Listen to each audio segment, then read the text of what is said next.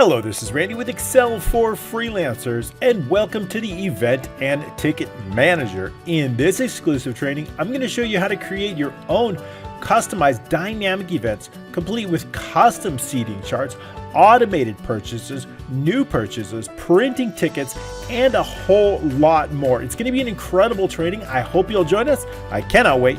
So let's get started.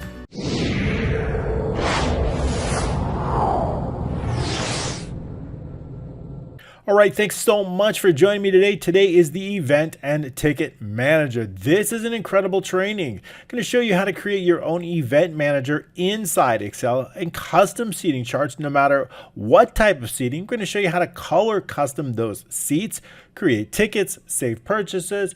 Even if you don't want to create this type of application, you're going to get a masterclass on how to working with shapes, how to working with databases, creating multiple databases and their relationships together. So no matter what type of application you want to create, this is going to be a great training. So I hope you'll stick with us. I'm going to walk you through every single step of the code, every conditional formatting, every function.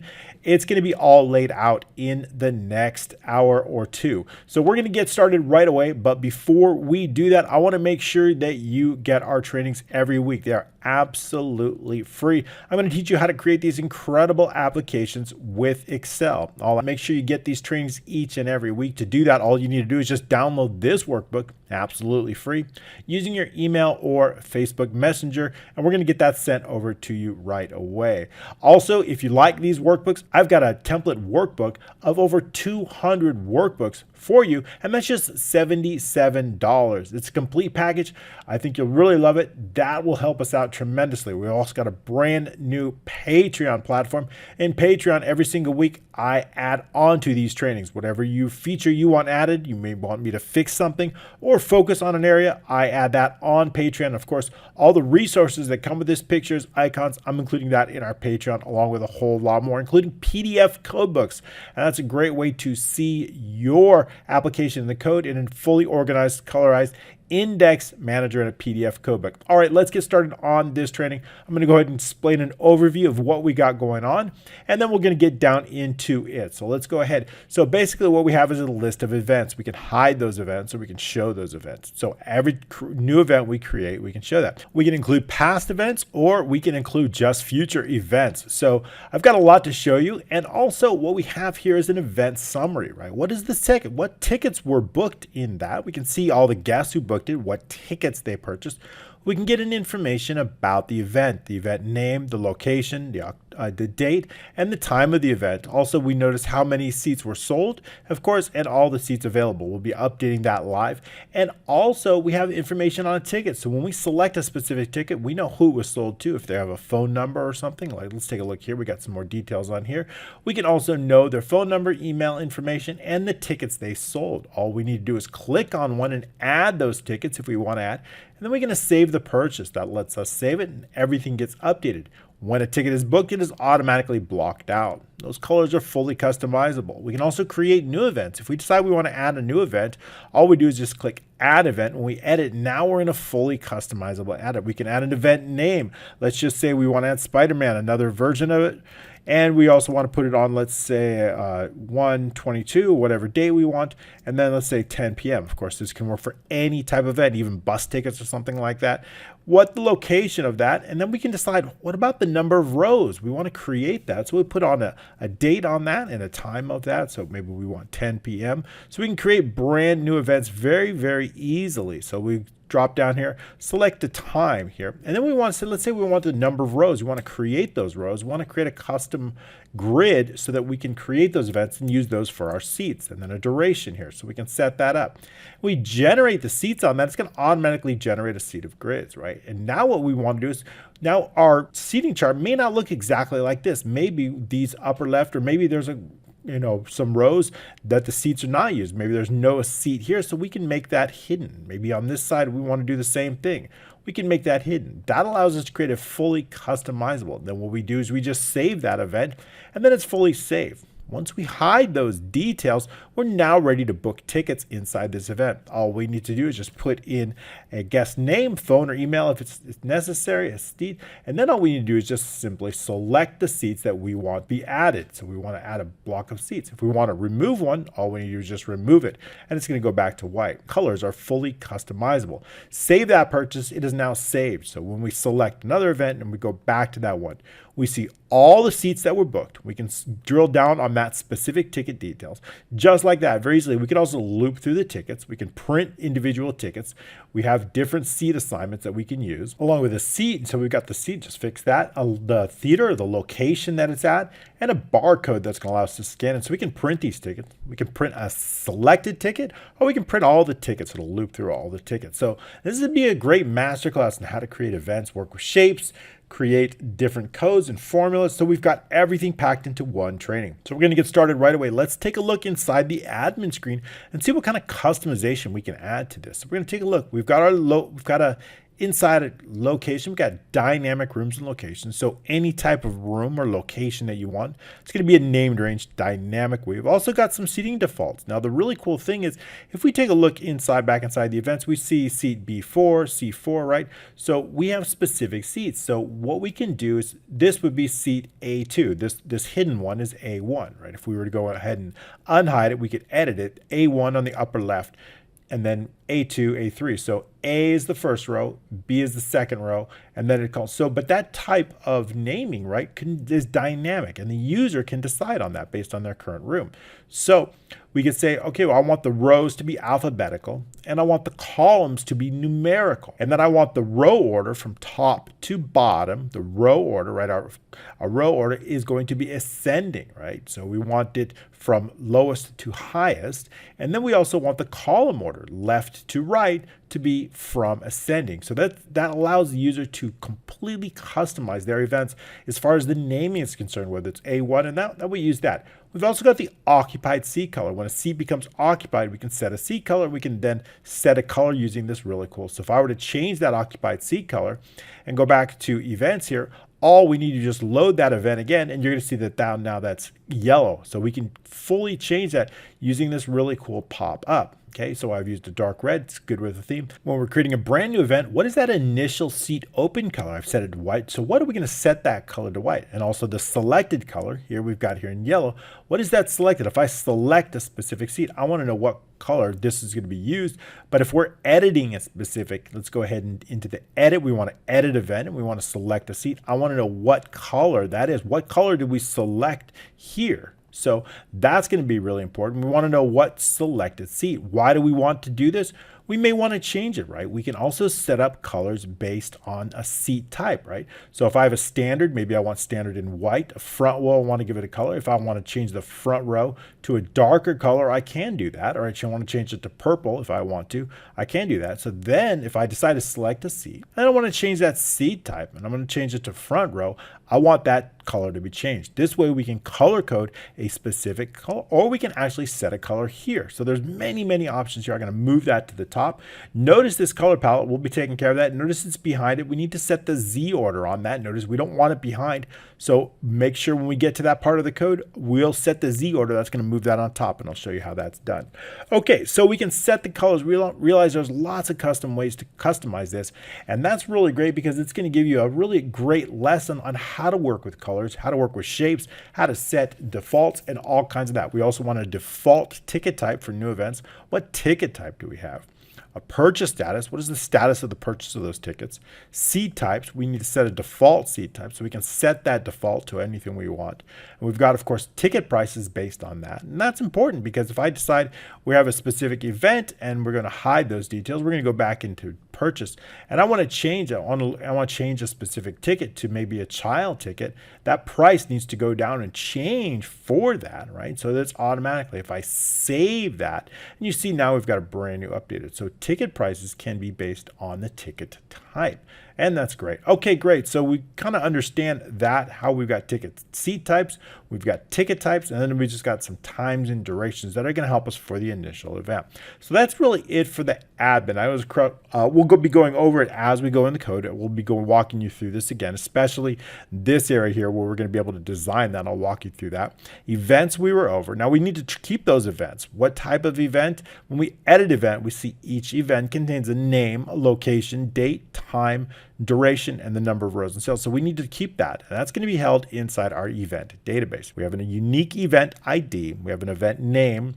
We have the location, date, time, and all that information. The duration in this decimal format is just fine. The time in this decimal format is also just fine.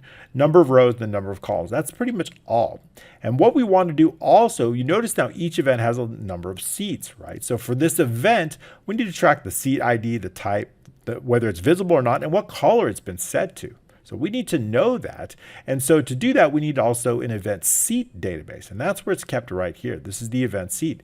I need to know the event ID, the seat ID, the seat type, the visible, the color in numerical format, and the row that's associated with that. So that's all tracked in there. So now you notice also when we hide those details, we go into the purchase information. We want to track also all the tickets that have been in all the purchases. This is considered a purchase. They have a guest name, possibly a phone number here. We don't need to put that in really, but we can. It's automatically formatted. And we need to know an email. So let's just put Mike@gmail.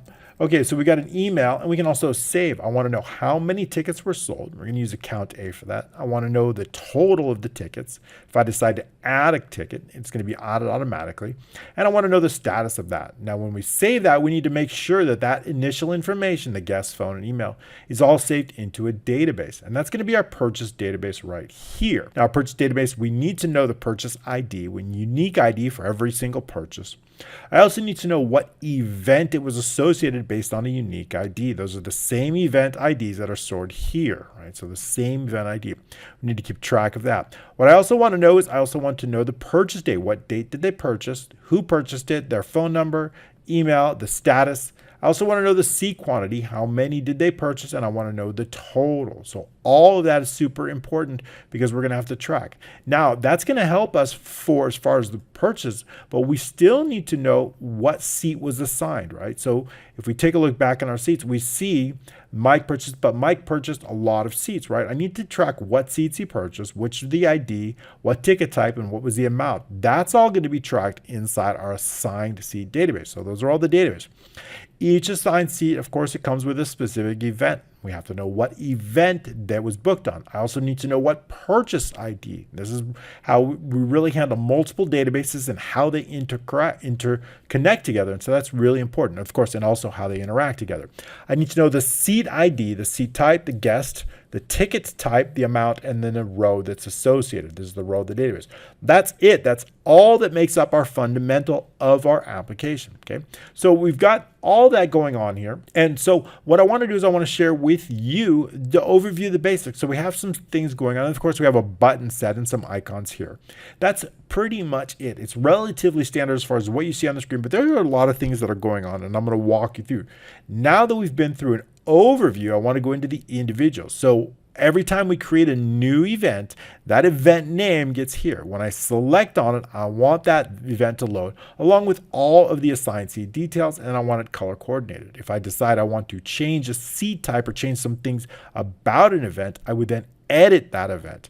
Then this is the place where we can then select a seat. Maybe we want to change the seat type. Maybe we want to change it to front row. Maybe we also want to change this to front row. So we can do that. So there's going to be some change events that are located on that so that we can automatically set that. Okay, so how are we going to do that? Well, let's go ahead and go through some of the code that handles on3. And of course, we save that event. It's going to save those changes. If I decide I want to give this one is hidden, of course, but if I decide I want to make it visible, I can, and you see that seat's going to show up, right? But maybe we want to make it. So it's fully customizable. So we're going to go over that. There's a lot of change events. As I save it, those changes are going to be saved. So each time we build it, it's going to build, and those colors are going to be back. That's why it's important to save these colors. When we bring that event back, I need to know what color is associated with these seats and where they're located. Okay? Just a standard database, but some code that's going to help us do all of that. Okay, so let's get into VBA and start working through some of these events and seeing how they work together. All right, so inside the developers, we're going to go into the Visual Basic. You can use Alt F11 to get you there as well for a shortcut. Okay, and as mentioned before, we have some change events that are going to go on. We've also got 4 modules here. We've got edit event macros, and that's the events when we actually create an event or we edit an event. We have some macros that are actually going to be on the sheet, right? You saw inside the sheet itself, we were able to change some columns. We were able to, if we if we hide those details, it's going to show columns K through U, right? When we edit an event, it's going to show columns F and also through U all the way through J. So it's going to hide and show some columns. So there's some things that are going on inside the sheet. Okay, and inside the code. So that's what we're going to focus on initially. And also, as you know, we had a color palette. Remember, we mentioned something about the color palette and we needed to make a change, right? We need to set that to the top. If I launch that color palette, when we make a selection change, right? If I make a selection change, I want that color palette to show up, right? When I make a selection change to where? To here. But what we don't want it to appear behind any shape. So if I make a selection change anywhere from I all the way down, right? But I need to ensure that, of course, there's a value here. If I select here, I don't want anything to happen. Only when there's a value in column F, right? So then we want that color palette. And we want to make sure that it's on top of each. So how do we change that? Well, as we work through the code, I'll show you. First, it starts with a selection change event. When we select it, we want something to happen. So that's inside the sheet code. So we take a look at our events sheet. Here's the sheet that we're focused on, the events, and we're focused on selection change. So it's all the code that appears here under selection change. So let's go over the code within this. The first thing is if the user selects more than one cell, we want to exit the sub. That helps from creating errors, right? If I decide to select more than one cell, I don't want anything to happen. So that helps us do. So we can do if the target count large is greater than 1, then exit the sub. Nothing else if they select more than 1.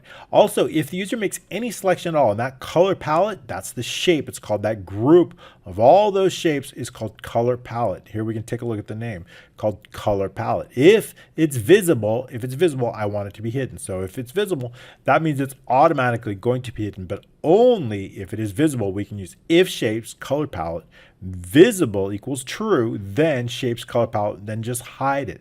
So basically what we're going to do is we're going to say hide color palette if visible. And we're going to do the same exact thing with the delete ticket button. Now you saw that little X that came up. That little X right here is the delete ticket button. So when we hide those details and we select on a seat, we see there's a little button here. That button is called delete ticket button or DEL ticket button. I want that to also be hidden. If they select anything else, anything at all, I want it hidden. So that's going to do it for us there. So same thing, if delete ticket button visible is true, then hide it. So we're going to hide the delete ticket button if visible. Delete ticket button. Okay, so we know what that's like. And also what I want to do is on selection of any event, load the event. You saw that selection change happen. When I select here, that's a selection change. I want to load that event. We're going to get into that macro. But if the user makes a selection anywhere from D5 all the way down, and we want to make sure that C is where our target row is. C is actually our row. We'll get into that. So there's actually a value in C, and that is the row that's associated, although you cannot see it. But if you look down here, you can see there's numbers here, 1, 2, 3, 4. If I were to change them to white, of course you would see them, right? I just kind of made them invisible, but basically you would see them. I kind of like the looks of it in white. You'd see it if it's in white. Let's change that to white. Expand the column a little bit here. We see it's a little bit, and then we see them here. They're white. So we could just reduce the column size and you can't see them. That's another way. So they're there, right there, inside there. Just you don't see them. So we're going to make a selection change. We want to make sure that there's a row that's associated with the event. Like row 3 is the actual row that's associated with that event here. So we want to make sure that that row is there. If there's no row there, we don't want to load the event. So that's just what we're going to do inside the code. We're going to make sure that column C contains a value. If it is, then what I'm going to do is I'm going to set that event ID, that event ID is column C. It's not the row, it's the event ID. They're almost identical. C is where our ID is going to go into B2. And then inside B5, and I'll walk you through this, the target, the row itself, will go into B5. So let's take a look inside that. B2 will take on the ID. So again, it is the ID. These are the IDs, event IDs, not the row. ID, this is event ID 1, 2, 3, 4, 5, and 6, okay? So those are the event IDs. We'll keep that visible for a while. And then I want that event ID to go directly into B2 so I know what it is. And also I want to know the selected row. We're going to use conditional formatting, and that row is going to go directly into B5. When I highlight this and I go into the home and conditional formatting and I manage the rules, I see that we've got a conditional formatting rule based on B5 equaling the row. And in that case, we're going to use this light pink to darker pink with the bold font. Okay, that's how we activate that.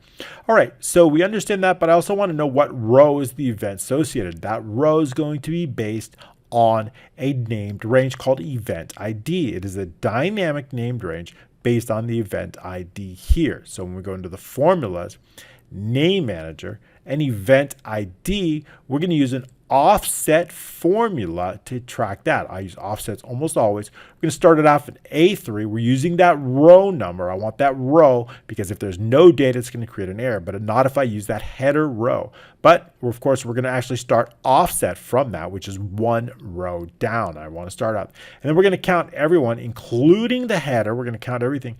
Then we're going to subtract 1 because I want to exclude the header. The reason we're including the header and then excluding it through -1 is because when there's no data, no error will be created if we always include the header. So that is the dynamic named range using offset for the event ID. So what I want this here is I want to return the actual row of that event. Our events start on row 4. Our first one, as you saw, start on row 4. So if I put no 1 here and I want to load in 1, I want to make sure that it is row 4 that will be returned here. So we're going to use a match based on B2, that event ID. We're going to use using the event ID as our lookup array. Right? We're going to use an exact match, and we want to add 3 to whatever row results come. If there's an error, of course, we're going to put in blank. So that's going to return our event row. If it is blank, that means there's probably a new event. Okay, I also want to know the selected event row. You saw that. If we're editing the event, I need to know if we're editing or not, right? So when I go in to edit event, this is going to go to true. We are now in edit mode. If I hide the details, we are now out of edit mode. This lets us edit the event details if we want to edit the events, change things around, or we may want to hide different seats if we want to for any reason. So that's editing the events. So we can save that, and then those changes are saved. We can then hide those details. It's going to show that ticket information, what was sold. So it's got 2 different modes, and I want to know if that mode, this is going to go to true. Past events, are we showing past events? That's going to be based on this option here. So we use the format control. It's going to be based on B7. So this, if I decide I want to include past events or not, right?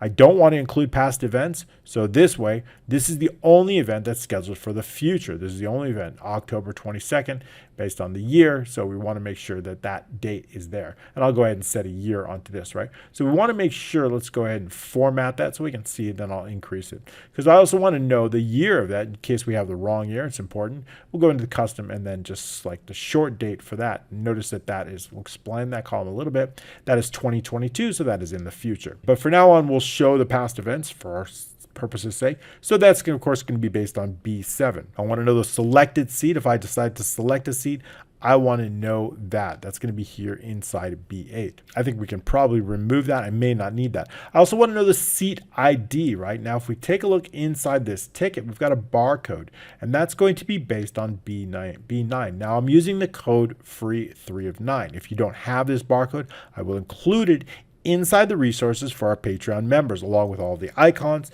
and all the bonuses that come with being a Patreon member. Okay, so I'm going to include that. And this barcode, this font here, is going to be based on whatever is located inside B9. So B9, we want to set up a specific information based on the seat. So we're going to call it asterisk, which is required for 3 of 9 to be read. It's got to begin and end with an asterisk.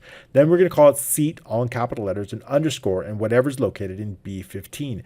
B15 is that selected seat number. So when I select a seat, you see that that seat number is going to be changed. So that is always going to be based on whatever we select, because I want to put that information inside the cell. Once the shape is then connected to that seed ID, it's going to basically read this, but in a different format. And so how do we look at that? So if we've changed the font on that, you would be able to see is exactly what we have. It's obviously kind of big there, but you can see it's seed. You can see as I hover over here the font, but it's on 3 of 9. So that free barcode will show up in a barcode font. We can also be able to print these tickets. Continuing on, I want to know the selected edit seat. What seat are we at? When we're in edit mode here, I want to know that selected seat. That's going to use conditional formatting, the same as what we've used. So if you're going to see that's on selection change. So we see here that it's now 13. So we change that seat to 1013. That is back inside our code on the selection change event, the selection change event.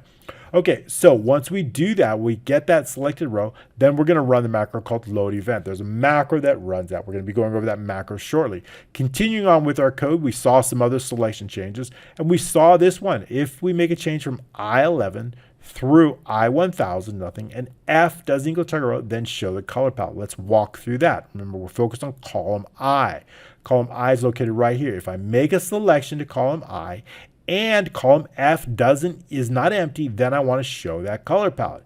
Now I want to run that macro, but that macro, notice, is showing behind. So we're going to change the Z order on that. So what's going to happen? This macro is going to be run. This is the first macro in our event sheet macro. It is this macro that's going to run. Now I've got the shape. We're going to focus on the active sheet. We could also use events. That would work just as fine, right? Because we're using this. Can be any sheet we want if we use that. Color palette, that's the shape that we've created. We want to set the left position based on the active cell row and the active cell column. And then I want to subtract left 50. Means I want to move it a little bit over to the left as far as the column. Then I also want to base it on the top position, that active sheet cells, active cell row plus 1, active cell row plus 1. Means on the row below plus a little more, right? We noticed if it was just the cell, but exactly not more, it'd be way up here. But I want to add a little bit more. Well, how much more do I want to add? I want to add about 5 pixels from the top of that. Then I want to set it to visible. But one more thing, before I set it to visible, I want to set the Z order. So we're going to do .Z order, and notice it's not coming up, but if I were to change this to events, it's automatically come up on IntelliSense. So I'm going to change this to events, right? That sheet is recognized. And now when I move it over, now when I try that again, let's try that. We don't need that period. That was just for testing. Events, let's change that to back to events. There we go. Now what I want to do is I want to set the Z order. Now it's going to come up on IntelliSense because active sheet won't work. .Z order, there it is. And what is the Z order we want to set? Well, I want to set it above. If we take a look inside here, I want to bring forward, bring to front of text, bring to the front. I really wanted to bring it to the front of everything. So that's the what I'm going to choose. Now, when I go in and I launch that color palette back and then go back again, you see it now it's on top of everything. And that's exactly what I want. I don't want it underneath any other shapes. So perfect. That's exactly what we want. Setting that Z order is going to allow us to do that. And I'll save those changes. And now we're going to continue on with the color. So that's all we need to do to add a color palette. Now, what about when I set that selected color? Did you notice that the color is going to change of the cell when I select a color? If I select a color and I want to make this a darker maroon or something or any other color, that color is going to change. So all I need to do is simply assign one single macro to all of these shapes. So if we drill down into an individual shape, and all these are just simply shape boxes with the background color, and I format that shape, you see, and I actually set the format, right format. I can go back into format here, and we see it's just simply a selected color. We just set a color there. That's all it is. When I want to show you the macro actually to that, it is that macro. But if we select on the entire group, right, and we click assign macro, we're not going to see any macro that's been assigned. However, if we drill down into the specific components of the group, then we click assign macro, then we can see the actual macro that's been assigned. And that's the one called set color cell. That is the same macro that we're going to be next, set color right here. And that's the same one that's under our color palette. So all we need to do is do active cell, change the interior color of the active cell that we're on based on the active sheet shapes, application color, that is the name of the shape that called the macro, based on whatever color, the fill for color, RGB color of that shape, we're going to take that and put that directly into the cell. And all we're going to do is we're going to hide that. That's going to automatically place that color inside the cell. Okay, great. So also inside our event sheet macro, we also know we have a single macro that's going to either both hide or show those events. It is this same macro that is tied to both these buttons. So hide details And edit events is the same macro. So if we drill into, again, that individual shape inside that group of button, assign macro, we see this, well, that's add new one. This is the one I want, hide details. This one here, assign macro, is called hide or show edit events, right? If I edit that, we go right back in. Is that same macro. So we can use the same macro to do two things, but we just have to understand what is the state. Are we currently in edit mode? But we're not here, we're in purchase mode, right? If we hide those details, here we're in edit mode because we can edit the events. But if we hide those details, now we're in purchase. I should probably hide this ticket information. This group of shapes should probably be hidden when we're in. I don't think we should show the ticket information, but I'll work on that. Maybe we'll add that on. So all we have to do is, and the same thing for edit event, right? Edit event is tied to the same exact macro. So we see that hide or show macro. So we edit it, it is this macro. All we need to do is determine whether it's currently in edit mode or not. There's a few ways to do that. One is simply to check a column to see if a column is hidden. We know that when we're not editing it, when we're in the purchase mode here, where we can actually purchase tickets, right? We know in this particular mode, column F is hidden. So we can use that, right? When it's not, when we're editing the event, column F is visible, right? So we see that column F is visible. So we can use column F to determine whether it is visible. So if with events range FF, entire column hidden equals true. If it is hidden, then we know it's currently in purchase mode, right? It's hidden, it's currently in purchase mode.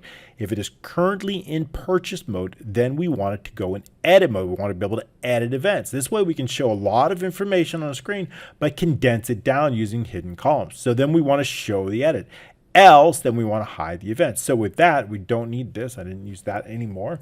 Or this, we don't need that. And then, so what I want to do is that I would simply want to hide and show those shapes accordingly. So we have an event group called edit event group. We want to show that. What is that edit event group? When I edit the event, notice that there's some shapes that are associated with that. We've got the generate seats. We've got a delete event. We've got the ability to duplicate an event on one click, which is really helpful. Hide the details, save an event, and add a brand new event. So all those buttons are associated with the event. That group is named called edit event group. I do not want to display these buttons unless we're in edit mode. When we hide the details, I want all those shapes to be hidden. So only to show up when we edit. So we certainly want to either show or hide this. So when we are column F is hidden, when we're going to edit that event, we want to display that group. So we want to show the group of shapes called show edit group events group. Okay, also the purchase group, the group of buttons for purchases, that's only for purchases. So this particular, when we hide those details and we show in purchase, we've got a group called purchase group. This group of buttons I only want displayed when we're in purchase mode. So we just simply want to hide that here. So we're going to hide the event and ticket buttons. Those here, we want to hide that, called purchase group. And then also we want to show or hide columns accordingly. Obviously, if we're going to be showing those edit columns that can help us edit that actual event, those are located in columns F through J, and we want those to be displayed, and we can do that using entire column hidden equals false. It's going to show those columns, but we also need to hide those purchase columns, and I should probably add in here that purchase group. So we also want to hide K through S, the entire column hidden equals true, hide event ticket details, right? We don't want to show the remaining columns, right? When we're purchasing it, we don't need to show K through T, so we can hide those columns and the group buttons. Okay, probably should hide this group here, but I'll group that. We'll eventually get to that, but probably the tickets should be hidden too. When we only want to show those tickets when we're not editing event. So continuing on, so we're going to hide and show shapes, hide and show columns based on that. And that's also I want to set the edit events to true. I want to know using a true or false if we're editing events. That's going to help us a little bit later on, and I'll show you why. But B6 is going to be true if we're actually editing the events, or false if we're not going to be editing the events. Okay, the else, when we're hiding events, all we're going to do is simply the opposite. We're going to hide the edit event groups. We're going to show the purchase. We're going to then hide columns F through J used only for editing events, and we're going to show columns K through S used only for when purchases are being made. That is a single macro that's going to do both. Okay, but what about when we select a seat, right? I want to have a macro when we're actually selecting a seat. Now this is what's interesting. When we select a seat, it depends on what mode we're in. This is why it's important. For example, let's say we decide we want to edit a specific event, right? And we want to edit it and we want to know what's going on about that. So if I edit the event and I select a seat, what do I want to do? Well, let's select one of the top seats. And I select a seat. Maybe I want it visible or hidden. Maybe I want to change the status of it. Maybe I want to call it something else, right? So when I edit this seat, I want to change it accordingly. So when I select this seat, I want to select the row and I want to know what do we want to do? Maybe we want to make it hidden. Maybe we want to make this hidden, so we can do that here. And we scroll up, we see that that's now hidden. And we can do the same thing with its counterpart here on the other side, making those hidden. So when I select here, I want something to happen in edit. However, if I save that, or if I save those changes and I hide those details, now we've got the same grid of shapes here, but in this case, when I actually select a seat, I want something completely different here. I'm using the same group of shapes, but in this case, I want to actually add a ticket to the current purchase. So when I do that, I'm adding the ticket. So it's the same macro, but there's two totally different purchases based on what mode we're in, based on whether we're in edit mode. And that is why edit mode is very important. B6, we need to know. Notice this is false. So that is going to be differentiating between them. Okay. And also let's take a look at the shape name. Each shape name is unique to the seat. So this is called seat A3. The one that was hidden here is called seat A1. The one that's also hidden here, A2, A3, A4, and so on. This would be B3, right? And so on and so forth. Row A, B, C, and so of course that's fully customizable. Okay, so we understand that we need to differentiate between whether we are in purchase mode, such as this, or whether we're in edit mode. And we selecting a seat, we want to know something very different happen. We are assigning macros to this. Now, when we create and we generate this grid, each one has a macro associated. If we assign a macro, we see that it's called seat select. That is the macro that we're going to be going over now, right? We just went over hide and show event. So when we select a seat, we want to know what's happening, okay? And there's two different things based on the mode that we're going to be in. First, we're going to dimension the found seat row as long. And I want to dimension that here because I want it resetting every single time we run this macro. We're focused on the events. The seat name is that shape name. It's called the application caller. This is the name of the shape, name of shape that called the macro. That's very, very important, right? If you try to run this from here, you're going to get an error. Why is that? Because there's no shape that ran the macro. I ran it by clicking this play button. The continue F5 or F5 is going to run it, right? This will always create an error if you try to run it from here. So we're only using a shape to call this macro. When we click here, it is going to call that macro. And so basically what we need to do is determine, first what I want to do is I want to extract that name, seat A3. That is the name of that shape. Okay, so I need that. So that's the first thing we're going to get. So that's going to be put into a string variable called seat name. Then what I want to do is I want to extract just the ID. And what is the ID? It's A3, B2, or whatever. Every single shape begins with the word seat. So if I take that word out of it using the replace, then all I am left with is the seat ID. So that's just what we're doing. We're going to use the replace.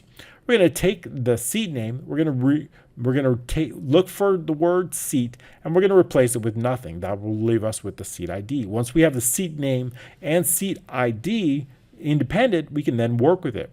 Then what I want to do is I want to see, has the seat already been selected in column F, right? Where is it found? Where is it found? We're editing the seats, right? So let me go over one step. I want to make sure that I want to know, is there an edit row, right? Where is it found, right? Where is it found inside that? I want to know what row.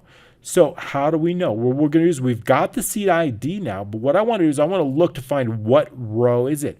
We know that A4, right, is row 14. So I want to know that row. How are we going to find it? Well, again, all we're doing is we just took the name, we removed seat here. We've got A4. A4 is left in that variable. I'm going to look for A4 inside this entire column. Once it's found, I want to extract that number there, the 14. And I want to make sure that that's placed in row 10 here. So we're going to do a few things with that. So the first thing what we want to do is I want to get that edit row. We're going to use the find command to do that in column F11 all the way down. We're going to look in the formulas. That's very important because this column could be hidden. It will not find it if it's XL values. If it's hidden, it will only find it if we have XL formulas, even if the column is hidden. And you notice sometimes column F is hidden when we're in purchase mode. So that's going to extract that edit row. Now we have the seat type. I want to know what the seat type is. Seat type is simply G in the edit row. How do we know that? Well, column G is going to take our seat type, right? So if I know the edit row and I know what the seat type is, now what I want to do is I want to color it based on that row. So we're going to take a look back in here. So now we've got the seat type in G. So that's going to set us our T type. Now what we need to do is determine what mode we're in. Are we in the edit event? If we are, we're going to do all of this. If we're inside the edit mode. If we're in the purchase mode, we're going to do all of this. Okay, so the first thing we're going to do is we are currently in edit mode, so we're going to do this. First thing what I want to do is I want to make sure that edit row is not 0, right? So probably should add something here. If edit row, which should never be equals 0, then exit the sub, right? We got to have that edit row. Otherwise, it's going to create an issue right here with the edit row. So I want to make sure we add that in.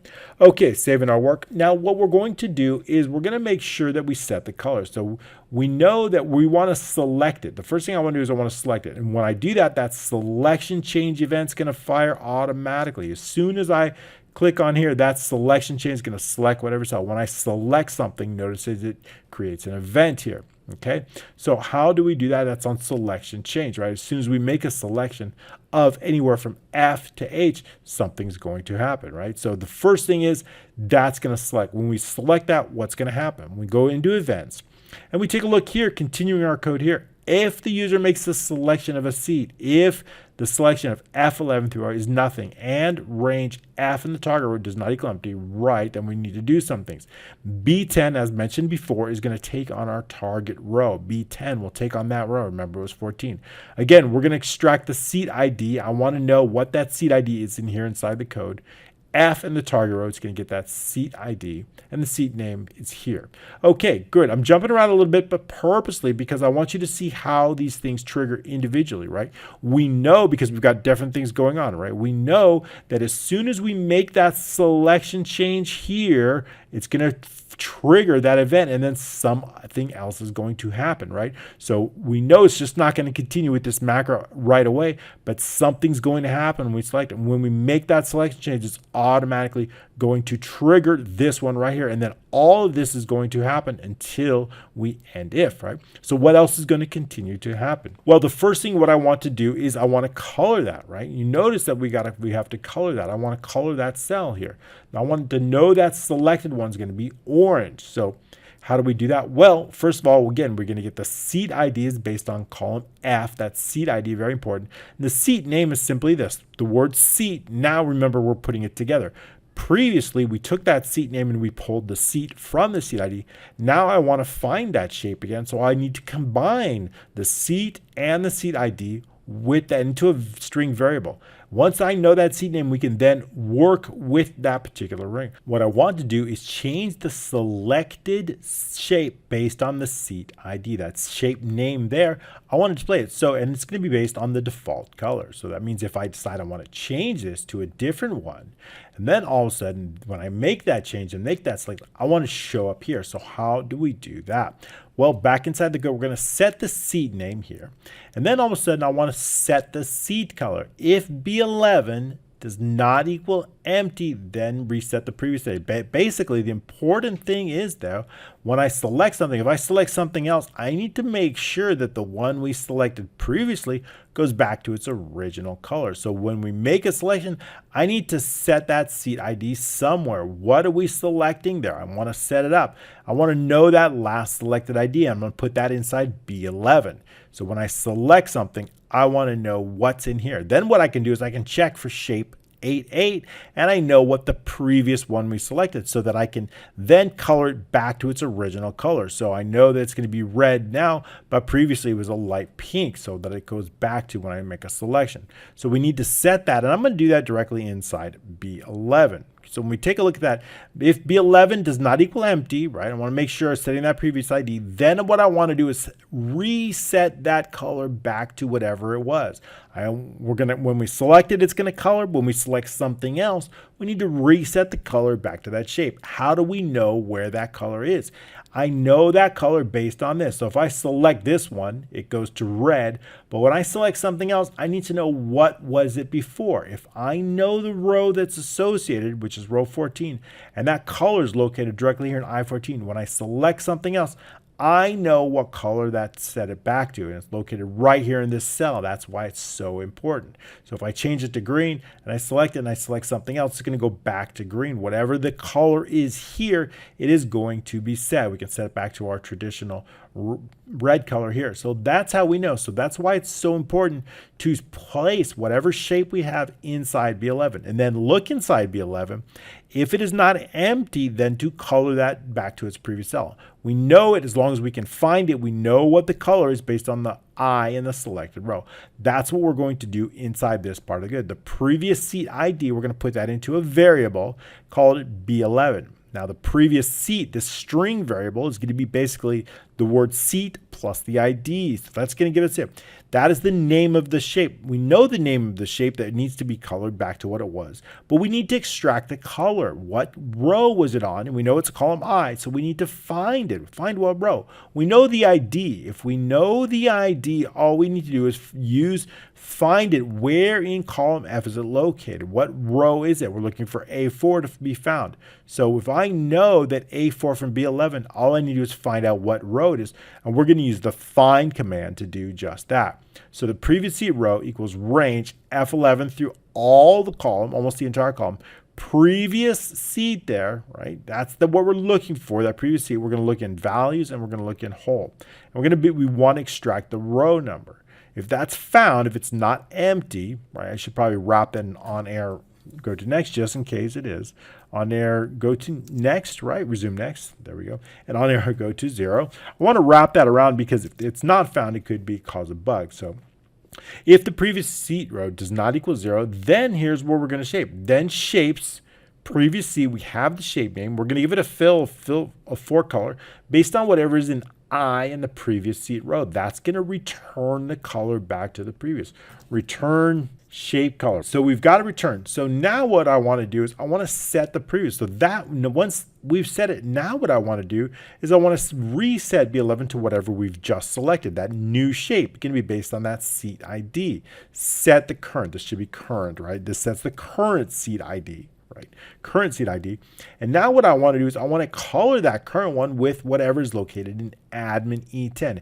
Admin E10 is our currently selected. This color here, E10, is where current located here. And we can, of course, change the color. So whatever the color is there, that's what we're going to change that selected shape to this red.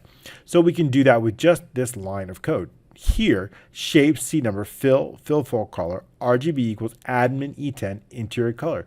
Sets the selected shape color. Set selected shape color based on whatever's in the admin screen. Okay, great. So now that's pretty much it. That's all we have to do as we go into F11. So that's partially what happens. But what if it is not in the edit mode? Let's go back into this. I just made a quick edit on that. So here, I just made a quick edit. If it's true in edit mode, select. That's all we need to do is just select it. I removed additional code. It wasn't necessary. What if it's in the purchase mode? What do we want to do? Something different, right? If we're in the purchase mode, obviously we don't want to select on that. So I'm going to hide those details. So if we're in the purchase mode, what do we want to do? Well, I want to select on a specific color. I got to make sure that we have not added the ticket. If the ticket hasn't been added, I want to add it down here, right? So it's very, very different if we're inside the purchase mode. What we want to do then is if we select a seat, I want to check, has the seat been added already? If it has, then I want to let them know the seat has already been added to the current purchase. If it's not, then add it in like this. So how do we do that? Well, that's something a little bit different. I want to color it. That first thing I want to do is in the purchase mode. We want to know, check if it's previously sold. What I'm going to do is I'm going to check in K10 through K99. What is in that? K10 through K99 is going to check in all the assigned seats for the event. I want to know, has it been assigned yet? So all the assigned seats for the entire event are located directly in here.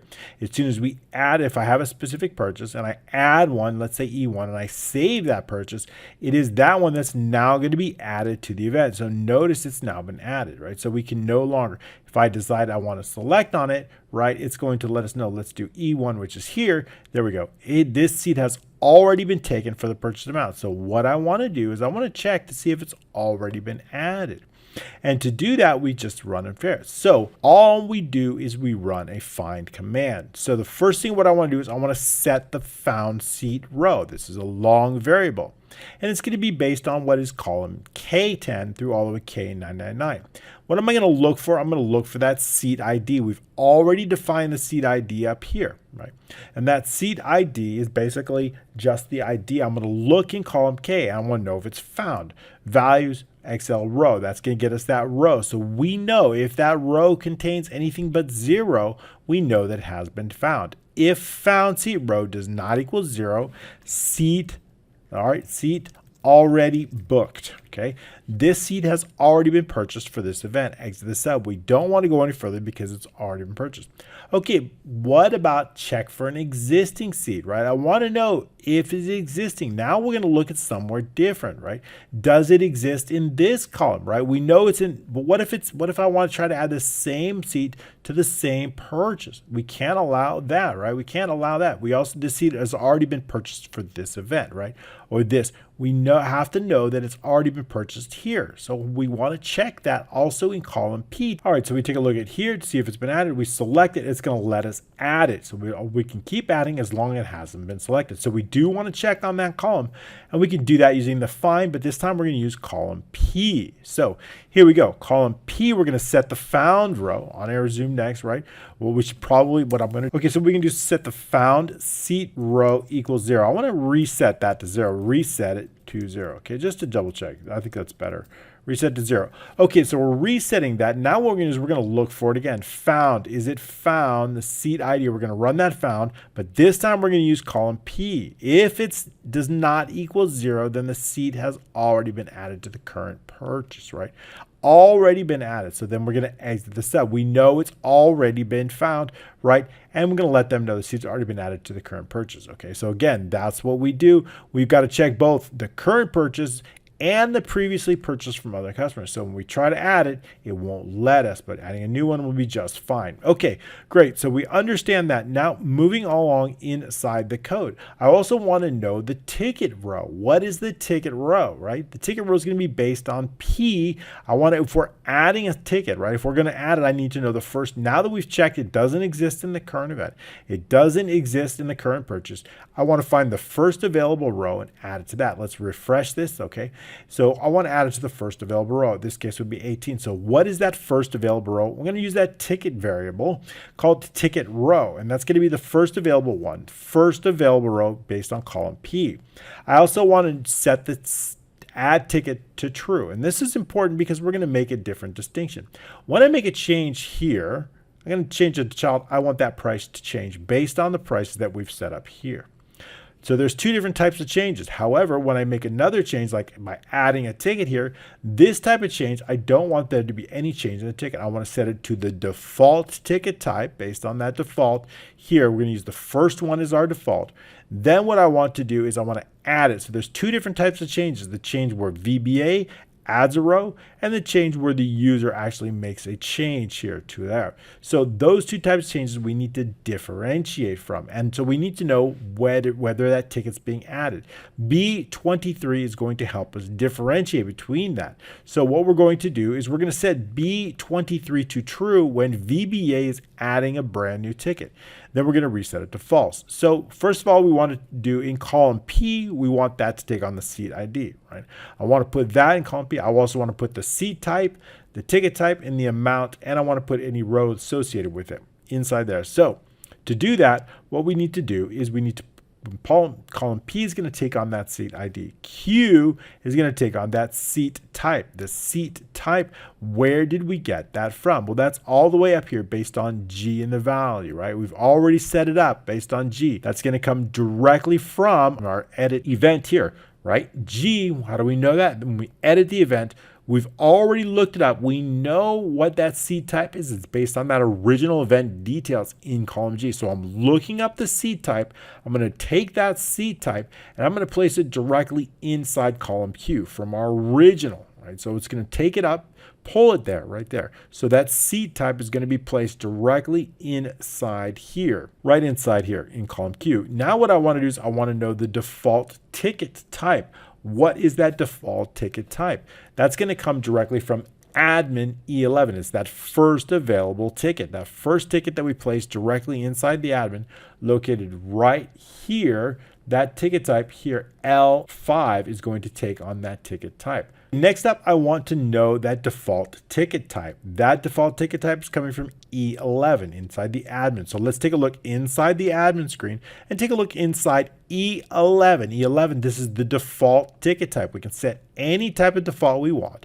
That default ticket type is going to be located here. So if I set that default to, let's say, child, that means every brand new ticket we add is automatically going to be set as a child, right? I want to know what that default type is.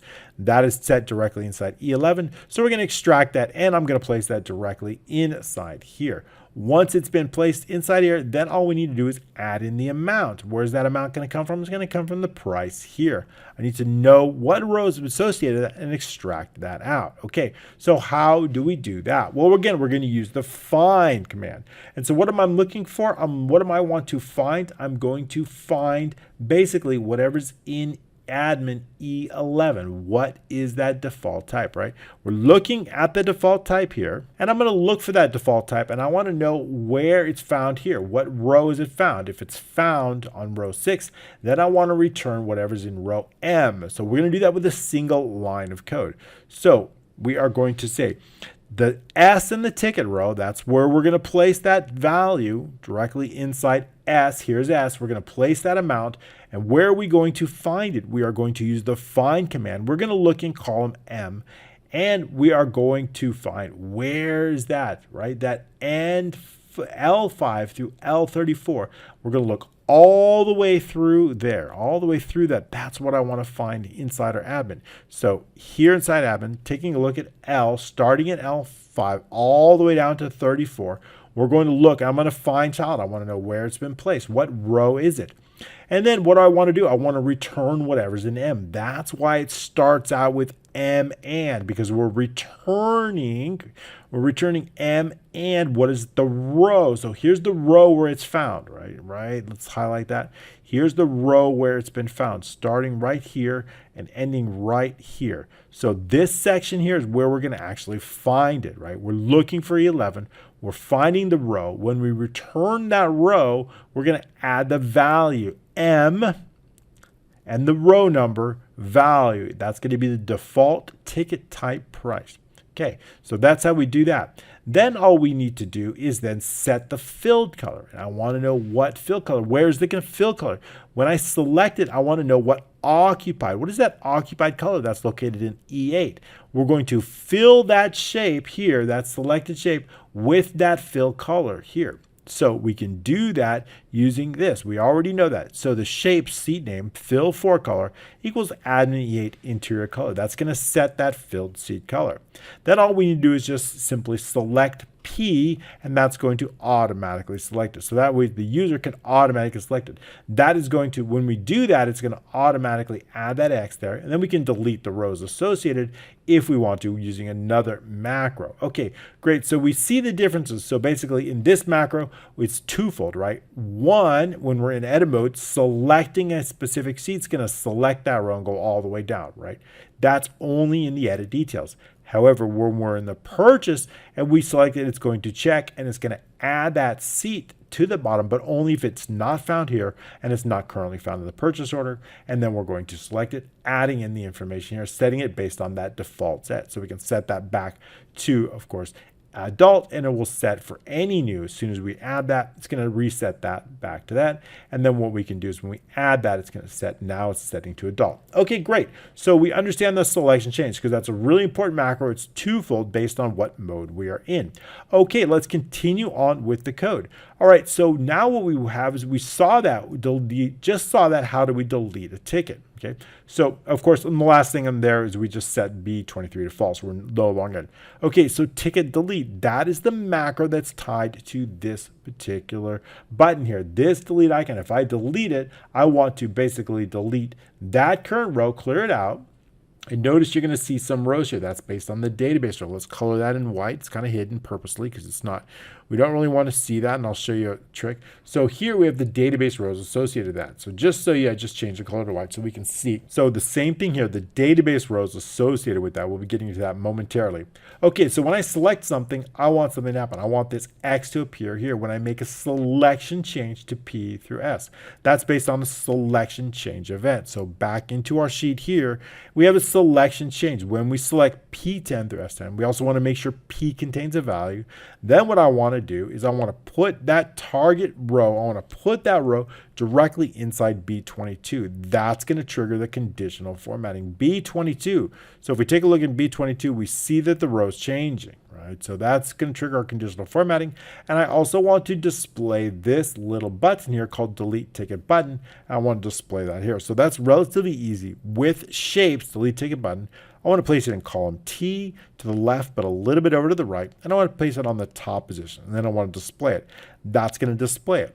Of course, there's a macro that is tied to that, and that's the macro that we're going to go over right now. Ticket delete. Okay, first of all, we need to know a selected row, right? If we don't have a selected row, we can't move forward. And that's going to be located in B22. B22 takes care of our selected ticket row and it moves. So I want to make sure that B22 contains a value. If it's not, we're going to go to no selected. It's going to drop us down here and we're just going to delete that. We're just going to hide that button and then we're going to clear the selected row. Okay, obviously whatever's in B22 we're going to clear. Okay, so we're going to assign the ticket row to a long variable. And then what I want to do is I want to know the seat ID. That's of course coming from P and the ticket row. That is our seat ID, just the ID. What I want to do is I want to know, has it been saved to the database? Now there's rows associated here. You saw that. Let's color them back to white because we're going to focus on them now. Okay, so what I want to know is this is 14. That means it's been saved. If we look in our assigned seat database and we look to 14, we see that D9 standard, David Davis, adult, 15 is on row 14. Okay, so we know that those details, if I delete that row, I need to make sure that it's also cleared out from the database here. And that's we're going to go into that. So we need to make sure that that is, if it's associated with this. It may not be associated. Why would it not be associated? Well, it would not be associated if we just added it, but we haven't saved that purchase, right? Notice that there's none until I save that purchase. And when I save that purchase, then a row is associated with it. So it may or may not have a row depending upon if it's been saved. So we do need to check inside column T to see if T and the ticket row doesn't equal empty, then we know it's already been saved to the database. We then need to delete that row from the database. So the assigned seat database row is going to be equal to T. We're putting that into a variable. And then the next step, we're going to actually delete it from that database using assigned seat, assigned row, and the colon, and assigned seat database row, entire row delete. This will delete that database row. Once it's been deleted, but only this. Now what we want to do is I want to move everything up. I want to, if it's the last row, if this is the last row that we're deleting, no problem. We could just delete it, right? However, what if it's this one in the middle? What I need to do is I need to take all of this here and bring it up one row. So to do that, so if I select this and I delete it, I need to make sure that E4, everything, the current row is cleared out and everything is brought above that. So we need to first determine the last row before we bring it up. So we'll do that with the last row, P99 and LX up. That's going to give us our last row. Then I want to do is I want to clear out the current row, clearing all the way from P through T, clearing out the contents. Okay. What we're going to do is we're going to check, is the last row equal to 10, right? That means if it's only one row, right? If we have only one, if there's only one item, right? Let's say we have just one item, then all we need to do is clear out. We don't need to bring anything in because we only have one ticket item, right? If we do a new ticket, right? A new purchase, and I select on a row, we only have one row. If I delete it, there's nothing to move up, right? Or what if, also let's add that, it's already been purchased. Let's add this one here and this one here. Now, what if it's the last row? If it's the last row, there's also nothing to move up. So it's the first row or the last row. We need to know that, so we're not going to bring anything up. So if the last row equals 10 or the last row equals the ticket row, then go to no move. We're not moving it up. We're just going to skip this one line of code. However, if it's not, then I need to bring everything up. So we could do dot range P in the ticket row through T in the last row equals that current row equals whatever is one row below. Whatever's one row below all the way to the last row. So that means the ticket row plus 1 through T in the last row plus 1. Bring all tickets up one row. All right, so if it's not moving, right, or anything, a reset, then what I want to do is I want to set that seat row. I want to know what that seat row, we're resetting the seat color. Okay, resetting the seat color here. And what I want to do is I want to determine what is the original seat color, right? So if I remove it, right, let's say I have this one here. Here, let's pull up a normal one here. Let's load this event. Okay, so now we've got it clear. And I load a purchase here by selecting that. And I decide I'm going to select this. If I add a seat, I need to make sure that D8 gets returned to its original color. If I remove that, I want to make sure that it goes back. So if we click on X, we want to make sure that here it is right here. That one went to color, right? So I want to make sure that D8 went back to that original color. So what I want to do is I want to look it up inside the edit events. I want to look up, here's the original color. I want to look up in first, I want to find the event in F. I want to find out what is the original, the proper color of that. And then I want to recolor the cells. So that's just what we're going to, recolor the shape. So that's just what we're going to do here. So what I want to do is I want to know the row. It's found on column F. This is going to get us, based on that seat idea, get us that original row. Then what I want to do is I want to reset that shape color. Shapes, seat, and the seat ID fill for color equals I and the C color. So that's going to reset color of shape when deleted from purchase. Okay. All right, so it's going to reset because we know every time we select it, it changes the color. Okay, that's all. All I want to do is then hide that delete button and clear the constant B22. That's all we have to do to delete it. All right, that covers all the macros on our event sheet. How about some edit event macros? Now, we saw that we have the ability to build events, add new events, right? So let's go into that. So when we edit events, we've got some macros that are associated with that, right? If I add a new event, it's going to clear everything out. So how do we do that? If we load an event, right, everything. So the first thing we want to do when we add an event, we want to make sure to clear all these fields out. And I want to clear all these shapes that are associated. Now we know that each shape contains the word C. So I want to delete all of the shapes that have a C. When I click add new event, that's what I want to happen. So the first thing we want to do is clear out all the existing seats, right? And also the information. So we're going to clear out a bunch of cells, right? We don't want to clear out all the information, right? Adding the event, we're going to clear out everything here, everything here. If we hide the details, we see everything is cleared out here. So we need to clear out a bunch of cells. We don't need to go over every single cell, but you get the point. We need to clear it all out. I also need to clear out all the shapes. Any shape that contains the word seat, we need to clear out. So if using in string, shape name, right? This is a dimension variable seat shape, right? It's based on a shape here. If it's greater than 0, meaning it does contain the word seat, then delete it. That's it. And then also I want to select G4 so that the user can then enter an event name. That is the only few lines of code that we need to do when we're adding a brand new event. It's going to get us this. When I add an event name, right, and we just add, let's say, Spider-Man, we also need to be able to save that name. And let's just say 8 p.m. And then we can have a 1:22, right? Anything we want. So then we can give it a location. So what I want to do now is to be able to save that. But before I save it, I need to generate some seats, right? If I try to save it, then we haven't generated any seats. We need to add in some information. How many rows? How many columns, right? So we need to do that. We need to understand that. And what is the duration? The duration, date, and time are not critical, but certainly helpful, but not critical to saving it. So we need to add all of that in. Probably could add a date pop-up in here, maybe on Patreon. So we need to make sure that we're adding all that information here. All right, so how are we going to do that? Well, that's going to be on events generate seats. So the first thing I want to do before saving an event is generate those seats. And those seats are going to be generated based on this, the number of rows, the number of columns. We're also going to know how do we want to name these events? How do we name these seats, right? It's going to be based on whether they're alphabetical or numerical, based on the rows and columns. We could reverse them if we wanted, whether they're ascending or descending. So that's just what we're going to do here when we build those events. Okay, first of all, I want to make sure that we have required fields, right? We cannot generate seats if I don't know the number of seats to create. In this case, I want to create here. I've got 120 seats, which is simply I5 times I6. I want to create an event with 120 seats, 10 rows by 12 columns. So both I5 rows and I6 columns are required to do that. So we need to let the user know to please add number of rows and columns.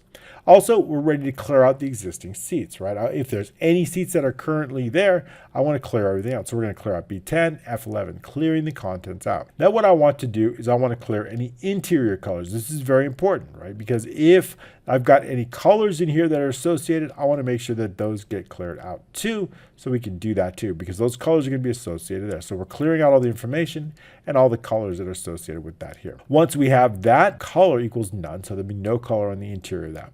That's just for column I. Okay, so now what I want to do is, again, I want to remove any seats that might be there. So we do that same lines of code that were in here, clearing out all those seats. Now what I want to do is I want to build and name the seats, doing both. We're building them and naming.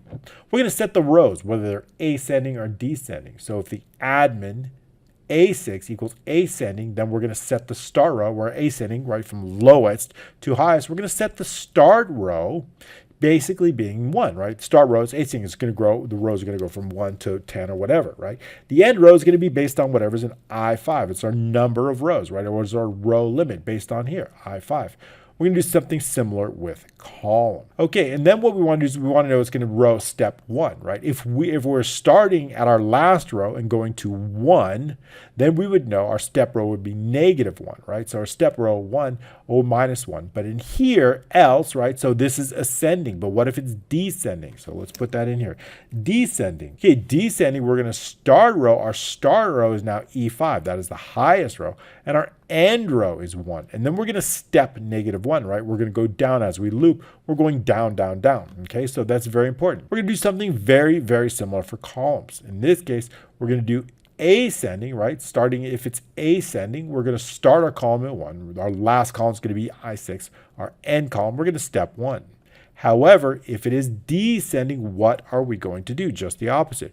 We're going to set our start column equal to I6, which is the highest number, our end column at 1, and then we're going to go down -1. So that is for the columns. Great. So we understand how we get ascending or descending. We've defined our start and end columns, our starting and end rows. Now what I want to do is I want to set our seat type. What is our seat type? I want to set that full seat type. It's going to be based on G, right, and the admin range. What I want to do is I want to find, what am I looking for? I need that default seat type. Very important that we get that default seat type. How are we going to find it? Well, it's going to be based on whatever this check mark is. Is it standard? Is it front row? What is it? I need to know the color. We're going to set it to standard. What is our default seat type? I want to look for this check mark. Now that check mark in VBA is character 252. How do we know that? If we insert a symbol, and I look for that check mark right about inside the wingdings font, so I'm going to change this to wingdings. And then what we see, if we look for a check mark, we can find that check mark right here. When we select it, we see that it's wingdings 252. 252, we see here character code 252. We know it's 252.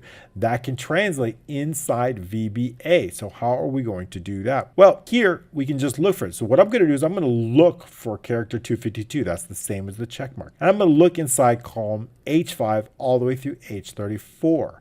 And I want to know what row it was found on. If I know the row, I want to return whatever's G in that row. That I'm going to return. Once it's found, I want to return whatever's G, which is the type. That's what I want to place. And where do I want to place it?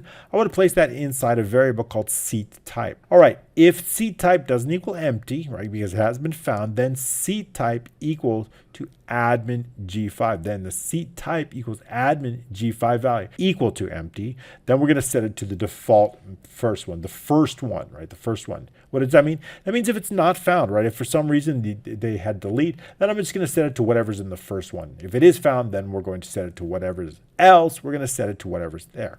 So that's all we need to do. Using here G, remember we're setting it to G and whatever the found row is. Continuing on, I want to determine the default color. How do we know the default color?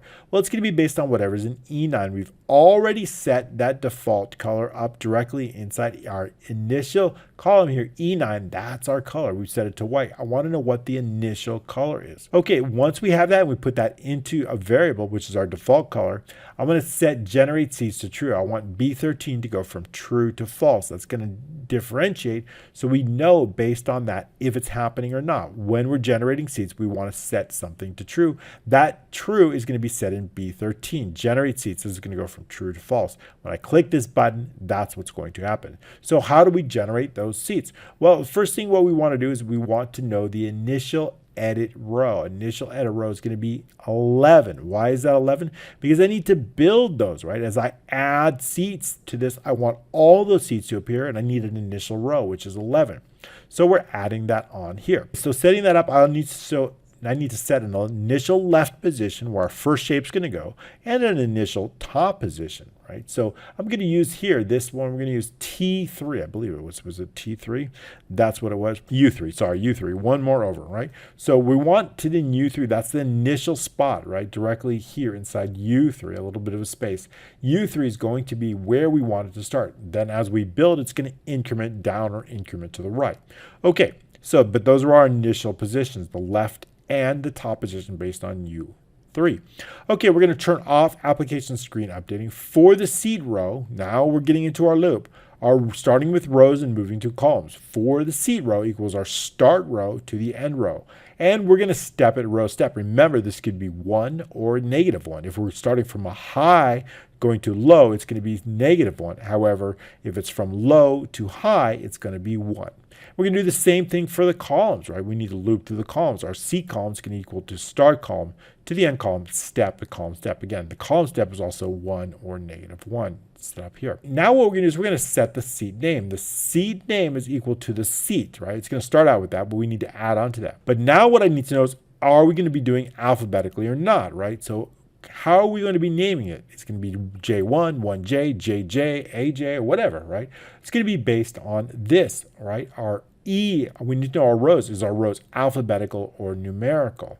So we need to define based on that. So if E4 and the admin equals alphabetical, then the seat name is equal to the seat name and character 64 plus the seat row. Why is that? Because our seat row, if it's 1, if it's found up, what does that mean? Our seat row is what? Starts out, how do we know? Well, character 65, we can look it up in an ASCII character, is A, capital A. 66 is B, 67 is C. Okay, so we get that on that. That's character, right? I've looked it up. And so if this is 1, right, then we know that our first character is, of course, A, right? Because it's set to alphabetical. But what if it's not sent to alphabetical? What if it's sent to numerical? Then all we do is our seat name is equal to the seat name and the seat row, right? Then it would be whatever our seat name, seat 1 or seat A. But if it's alphabetical, it's going to be A. So we understand that our seat name is equal to the seat name, always going to be this, and A, maybe A if it's starting at or 1, right? So we can set it. We're going to do exactly the same thing for column. Basically based if it's alphabetical or it's numerical. So our columns are also columns exactly the same thing. So first we build our seats, first we build our rows, then we build our columns, right? So that's how we get seat A because it's alphabetical, right? In our case, we're doing A5, right? So our first one's alphabetical, our rows, and our columns are numerical. So our starting out A and then 1. So our first seat in our upper left will be A1. Right, because we have both of them are ascending, they're growing as we do. So this top left is going to be A1. So that's going to get us our seat name. Once we have our name, then what we can do is start creating our seats. And how do we do that? Well, we can use the default shape. I've created a small default shape called here, which is just basically a rectangle, and I've given it a name called ST-sample. ST-sample. Make sure that that sample doesn't contain the full word seat, S-E-A-T, because it would be deleted. So we want to make sure that our sample is very different because that's how we do it. So our seat sample, this already has a macro assigned to it. That makes it easy. So the macro select seat, which we've been over, we know so that's automatically assigned so that when we duplicate that, which we're doing, that macro is also duplicated with any new shapes that we create. So what we're going to do is we're going to duplicate it right here, that ST sample, we're going to duplicate it and create a seat name. Then we're going to focus on that. That shape is going to be the left position, which is the left, the top position, and we're going to fill a 4-color RGB with that default color, setting that default color. That's it. That's all we have to do to create the shape. Now what we need to do is we need to get ready for the next one. Now we need to either A, position it to the right, or we need to move it down 1 row. If we're at the last row in a column, then we need to move it down one. So if the seat column equals the end column, meaning the last column in that row, the end of the column, then what we need to do is we need to update the left position to the first left position and the top position more. What does that mean? That means, let's pull up an existing event. That means as we move through these, right, when we get to the last one, we need to drop it down one row, move that top position down, and then what we do is move that left position back to the original left position in column U. So that's how we're going to do it. Okay, so I just erased that event, which is fine. So that's it. The left position takes on the original left position. The top position gets incremented. The top position plus the height of that sample shape, or the height of the shape, plus 6. That's going to add a little spacer. Else it is not a new row. So this is the end of column, new row, and we'll put down here else existing row or existing row. In existing row, all we need to do is move that left position over a little bit to the right.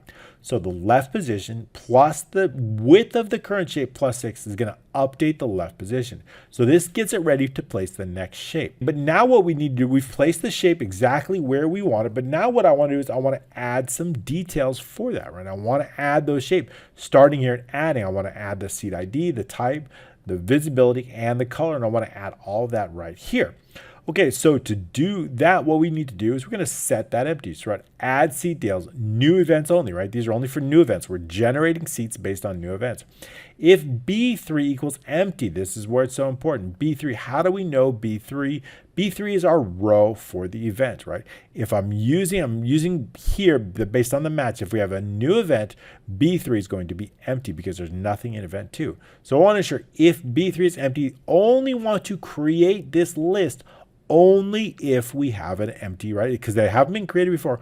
Only if we have a brand new event, then we're going to be adding to that. So we know that. So if B3, we're going to do the following thing. F, column F is going to take on just the seat ID.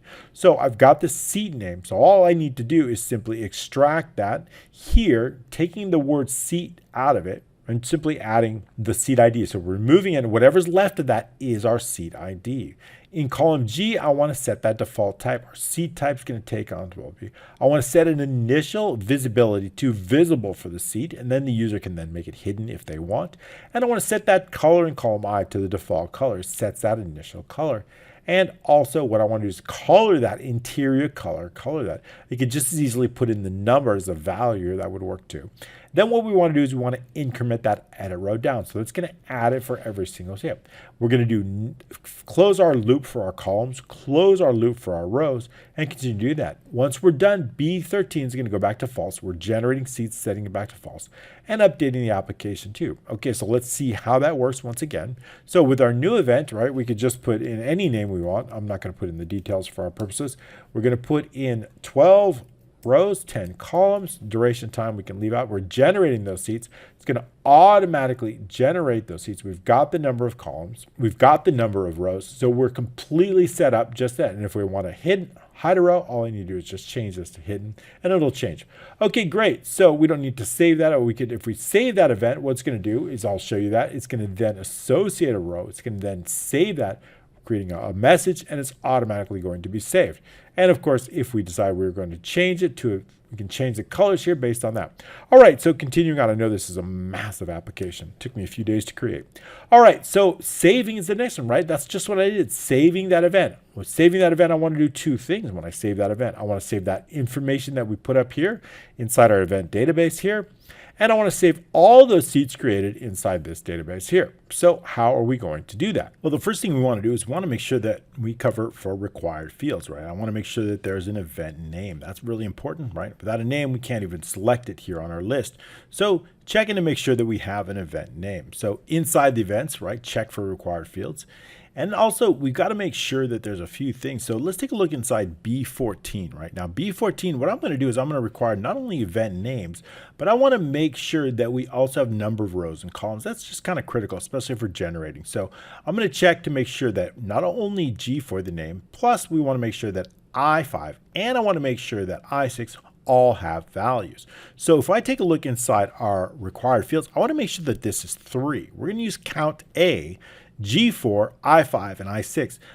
counting all of those, making sure that that's at least 3, right? We want to make sure. If it's not, then we know that those required fields have not been filled in. So if B14 is less than 3, then please make sure to add in the event name, rows, and columns in order to save this event as in the sub. I also want to make sure if F11 equals empty, we want to make sure that they're generating seats, right? I don't want them to save an event before actually generating seats. And to do that, we're just going to simply check to make sure that F11, making sure that first row has a value here, F or G here, we can use in that. So F11, that would be the first seat that got created.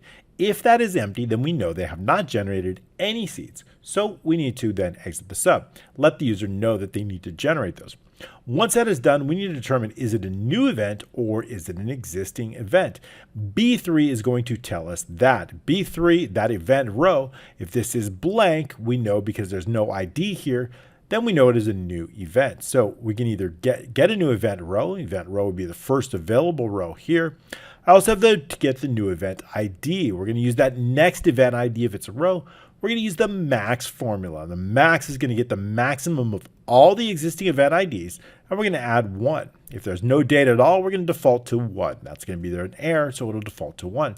That's going to set our next event ID, and that's only as if a new event. So if B3 equals empty, we know that it is a new event. So we're going to set that row up to be the first available row in our events database.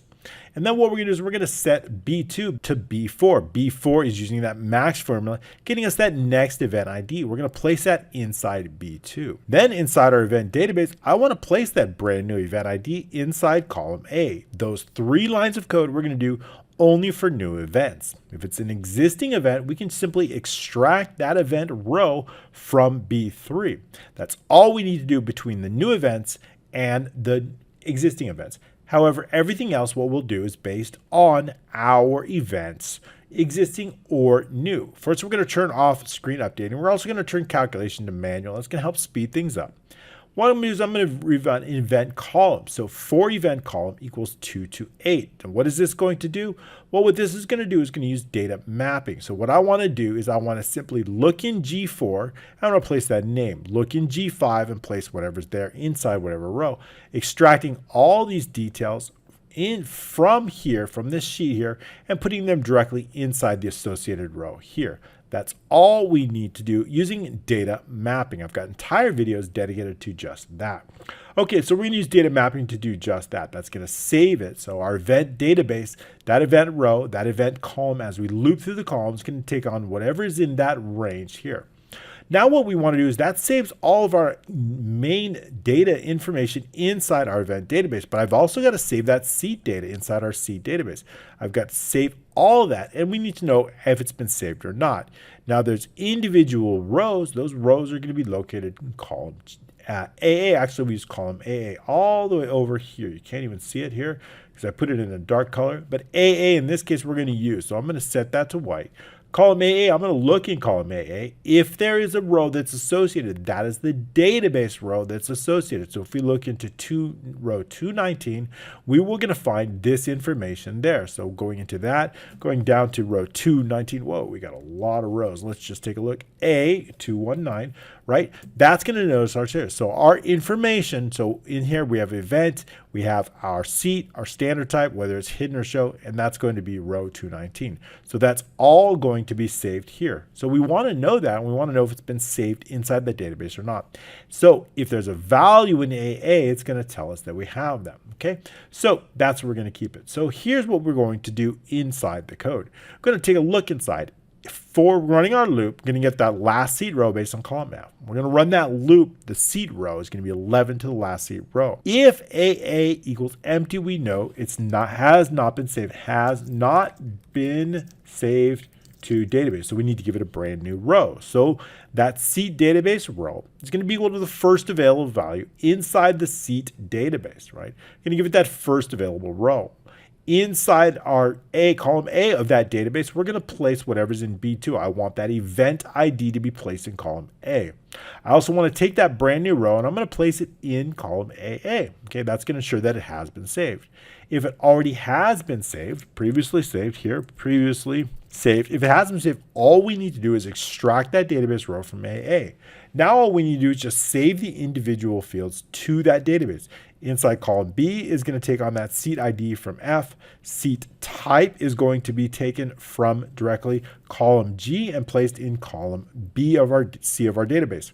Our visibility is going to go into D, our color is going to go into E, and then our row is going to go into F. That is going to place all the information inside our seat database for that particular one. It's either going to update the existing one or it's going to save, right? We have all that information: seat, seat ID, type, visible, color, and all everything. Color is just a number. That's all we need.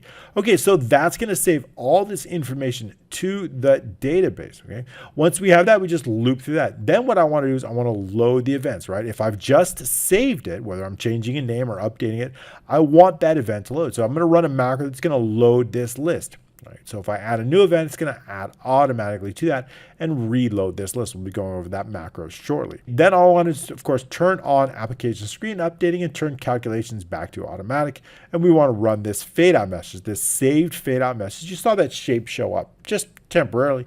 It is this message. We're just simply going to loop through that, and then we're going to change the visibility of that, the transparency of that fill, and that's how we get that cool fade out message. Of course, you can just copy and change the macro. So every time I save that, we're going to get this event saved, and it's going to fade out just slowly. Okay, great. So we've got that fade out message going. Now that's really important for events, but what about if I want to load that list?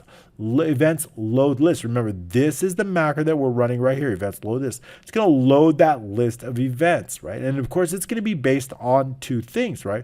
It's going to be based on, one option, but also our events. I want to know if we're including past events or not. So here's our events database.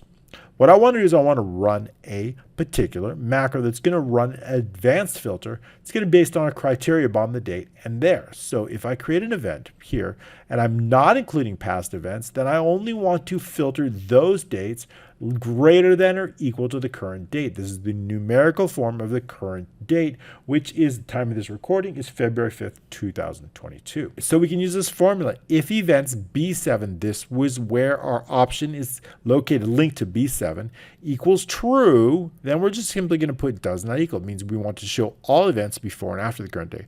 Otherwise, only for events on or after the current date is going to be greater than equals and then today, and that's what we have now. Only one result. Notice that all these dates, only one are here inside that current date, which is this one right here. Event number 4, Superman, is the only one scheduled after the current date. So that's why it's only going to return 1. That's simply an advanced filter that we're going to go through inside this. So the first thing we want to do is we want to clear any events from C through D, right? We want to make sure that all the events and the event IDs are cleared, starting in C5 and all the way down. So we're clearing that out. Once we clear that out, we're going to determine the last row of the events. If it's less than 3, we're going to exit the sub out, running our advanced filter, right? We're running that advanced filter based on the current data and our criteria here. So it's going to run from A3 all the way to H. Our criteria is going to be K2 through K3. And we want those results M2 coming to N3. Those results are there. Then we determine the last row of the results, and we bring that inside here. It is that same macro that I've also assigned to this option group. If we assign the macro, we see it as that same macro that we've assigned. So that means every time we click this option group, that macro is also going to run. Okay, so that advanced filter is going to start at A3 through D in the last row. D is sufficient, right? That's all we need. K3 is our criteria. And our results are going to come from M2 to N2. That's our results. We're going to get that last results row based on column M, as in Mary. If the last results are less than 3, we're going to exit the sub. Otherwise, we're just simply going to bring over the information, bring over the results based on our last from column C through D, going from M through N. So that's going to bring it all over. Now what I want to do is I want to highlight the select event. It's kind of important. If I decide that we are going to create a new event, let's just add a new event. And let's just do tests, and I'll delete it because we're going to delete one. And let's just say we've got 5 rows and 5 columns, and I decide I'm going to save that event, right? Oh, you need to generate seats. So that's a good reminder. And I need to save that event, right? I want to make sure that that event gets saved. I really need to add a date onto that event. I think date was important because we're making sure that the date's not empty. So we're just going to bring a date onto that. There we go. That's the one we just created. Adding those events, selecting those and selecting it again. There we go. So the idea is what I want to do is I want to make sure that we're selecting that. I'm going to do it one more time. Now that we're going to add a date onto this, adding an event, we'll do test 2. And then what we'll do is make sure we add a date this time. That's going to be correct. I will make that required. I think that's kind of important. And then the number of rows, 10 and 10. So what I want to do is I want to select that event on test 2. So we generate seats. We then save that event. And now what we want to do is you see how it was selected automatically. I want that event selected as we add that. So how are we going to do that? Well, here all we need is look for that. So what we're going to be doing is G4 does not equal empty, highlight the selected event. If G4.value does not equal empty, then, right, making sure that we have a name, event row, right, here's our G4. G4 is, of course, is our event name. What I'm going to do is I'm going to take this, I'm going to look for it in here. Once it's found, I'm going to select it. Okay, or just simply place that particular line directly, that row directly inside B5. Okay, so that's going to automatically highlight it. So the event row is based on D5 through D99. We're going to look for something. I'm going to look for whatever's in G4, that row. We're going to look in formulas in case it's hidden. And we're going to use formulas since columns can be hidden, right? If the event row does not equal 0, then B5 is going to take on that event row. That's going to trigger that conditional formatting just as you saw it. So that's it. That's relatively easy. So now what I want to do is I want to load the event, right? All we've done is load the list. But what about when I make a selection? When I select on a specific event, I want that event to load, right? Now that is the selection change based on D5. So what is the macro that we want to do? So that's going to be here, event load. So how do we do that? With events, right? We want to make sure that B3 is not empty. If it is, we don't have a row associated with that. If it is not empty, then what we're going to do is we're going to assign it a variable called event row. That is the row, that database row that's associated. I'm going to clear out all the cells that have to do with the cells. I also want to make sure that we don't have any shapes. So we're going to clear the contents, clear out existing seats. We're going to change that interior color on column I, right? We don't want any interior colors here. We want to clear out those colors. I also want to delete all the shapes that we have that are associated with seats. We can do that with these 3 lines of code. We went over that. We're going to loop through that, right? We're looping using data mapping in the reverse order. This time we're only adding 2 through 8. We're going to bring all of that information back inside here, right? But I want to do that. So using data mapping. So our event ID is already here. So using 2 through 8, we're going to bring in all the data using this data mapping. Whatever's here is going to go into G4. Whatever's here is going to go into G5 and so on and so forth. That's reverse data mapping. And that's what we're going to use here. So again, based on that range, based on what is in row 1, that cell, G5, whatever, we're going to take whatever's inside the event row in the column and bring it over. Also, I want to create that seat grid, right? Here, I want to use that macro, generate event seats. That macro is now going to generate the seats. We already went over that macro. The only difference in now, this generate seats, is we're not going to be adding this data. We're not going to be adding this data. We're going to create all those seats, but we're not adding this data. How do we know we're not adding this data? Because it's an existing event now. We have a row associated in B3. Let's take a quick look back on that macro inside the generate seats, right? This part of the macro, this is our generate seats where we create all those shapes, right? So here it is, generate seats. We're creating all those shapes, running our loops, but adding those details, it only happens when B3 equals empty. Only for brand new events. We don't need to add that information inside here. It's already there, right? We're loading this information from the database. We're coloring this here.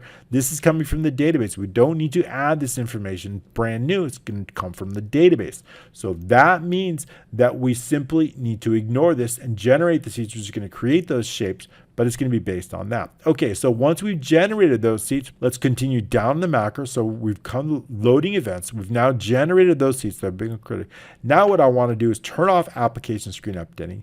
Now what I want to do is I want to determine the last row with the seat database. I want to bring those seats in from the database. I want to bring all those in. So I want to create a brand new advanced filter based on the current one. So here's our seats. Now what I want to do is all of our seats. So I want to take that event ID, run a criteria based on whatever's in B2, have those results come from here, only event ID 1, and bring in all of this information, bring that into, so all this is going to come in, this information is going to come in, the color is going to be changed based on whatever color this is, the row is going to be placed in column AA. So that's just what we're going to do. The first thing what I want to do is run that advanced filter and then determine the last row of that, the last results row. In this case, it's 74. So that's just what we're going to do inside the macro. So the last row, we're going to run that advanced filter from A2. Criteria is going to be J2 through J3. That is our criteria right here. And then also we're going to have those results come in. Get the last result. Here's our results from L2 through P. The last results row based on column L, making sure that our results contain values.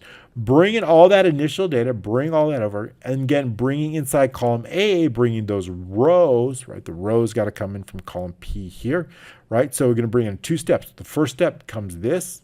The second step comes those rows. And then we're going to add in the colors. So now we're going to customize the seat grid and add the colors. So the last seat row is based on the last results row. So what I want to do is simply get that last. Now what we're going to do, we have all the data in here. We've brought in this data, right? We've brought in this data in column AA. We've brought in this, but now we have yet to color. We've yet to color the seats and we've yet to color these cells. So we need to do both of those things, and we're going to base it directly on the results here. So this color matters right here in column O. We're going to base all that on. So we're going to get the last row here. All right, so how are we going to do that? All right, so the seat ID we're going to run a loop, right, based on the last seat row, getting that last seat row. We're adding 8. Why are we adding 8? Because our first row, the results are in 3, right? If we take a look inside our results here, we know that in our events, our first result here are in 3. But our first results here are in column 11. So we must add 8 to copy that because it is this last row that I want to get. If this last row is 82, right? And our results came in and this last row is 74. I need to know to add 8. I need to go from 74 to 82. So adding 8 will do just that. That's going to get us our last row. Now I'm ready to loop through all these from 10 all the way to the last row, placing this proper shape colors and placing the proper cell colors based on that. So that's what we do. Is seat ID is F and the seat ID. The seat name is going to be the seat and the seat ID. That's going to give us our shape name. The seat color is going to be O and the seat row -8, right? What does that mean? The seat database, oh, I need to get the color. I need to extract that color. We didn't bring that color over. So I need to extract that color directly from it. So it's going to come from O, right? Remember what we need to, now our first row is 3, our first row is 10, so we need 11. So we need to subtract 3 to get that color. Once I have that color in a numerical format, I can place that directly inside this variable here.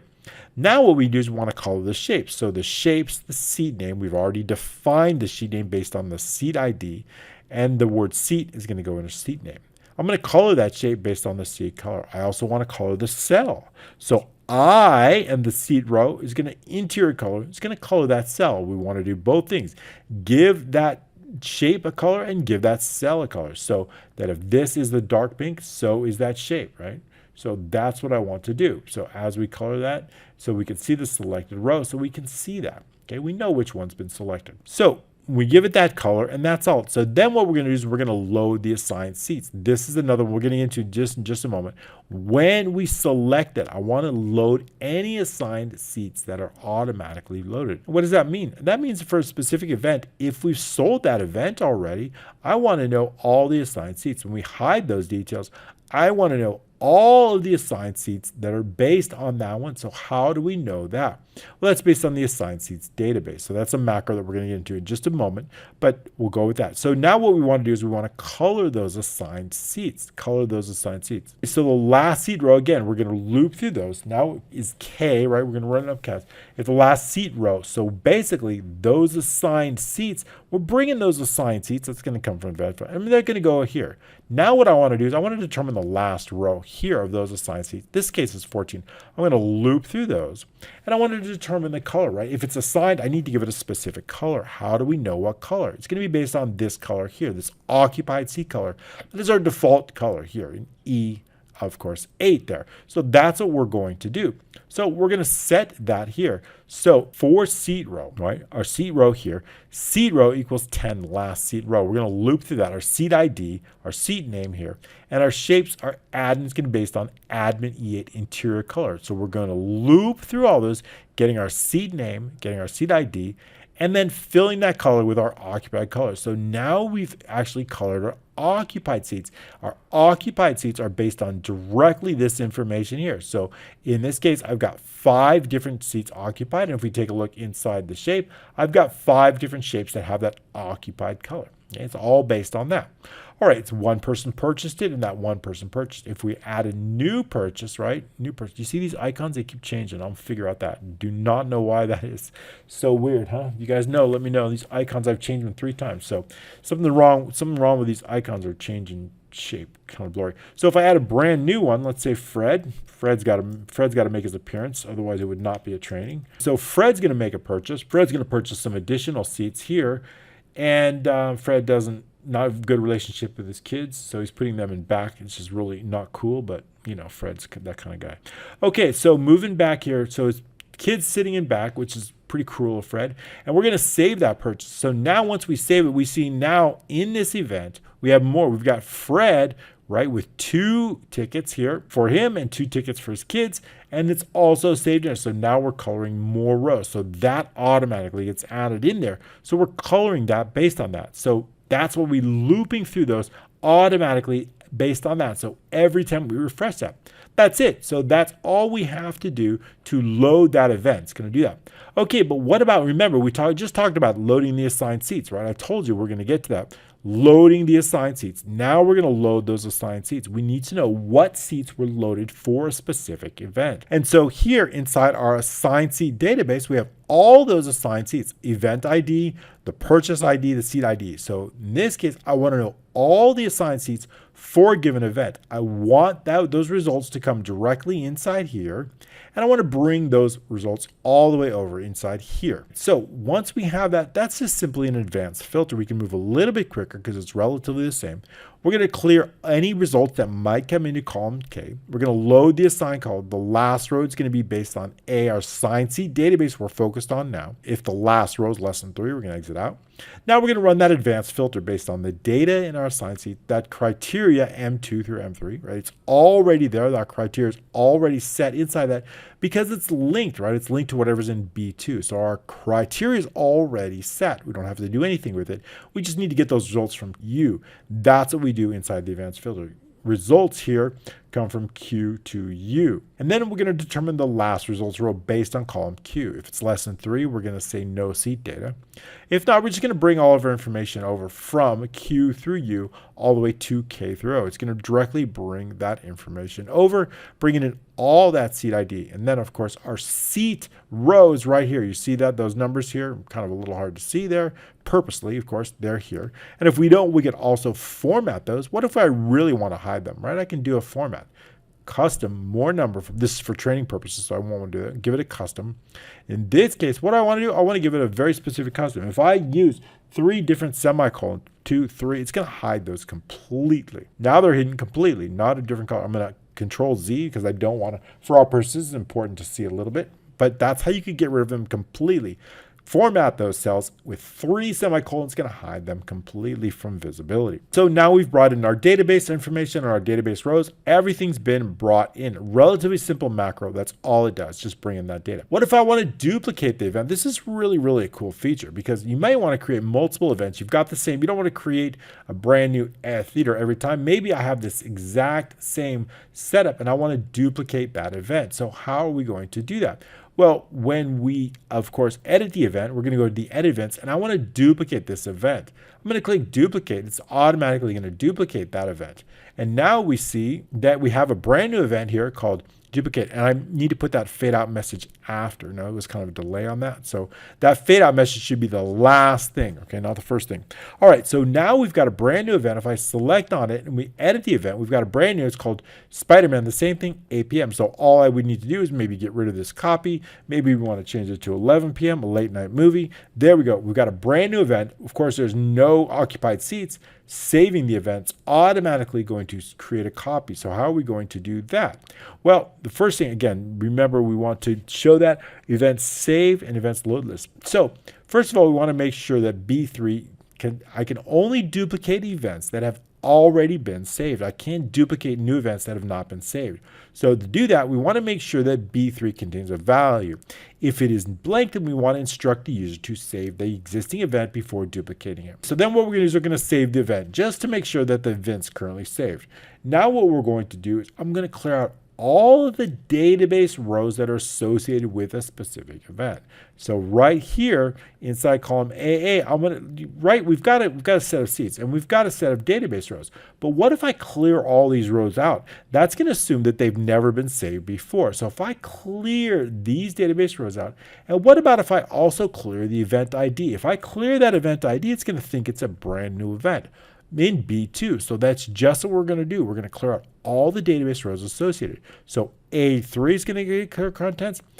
B2 is going to be clear contents. And now what I want to do is I want to change the name. I don't want two events with the same name. So I'm going to take that event, whatever that event name is, and I'm going to add the word dash copy onto it.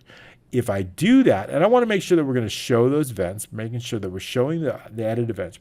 And now what we're going to be doing is we're going to save it just like that. Because we've cleared out the databases here and here, it's going to assume that it is a brand new database. It's going to copy that event with that new name.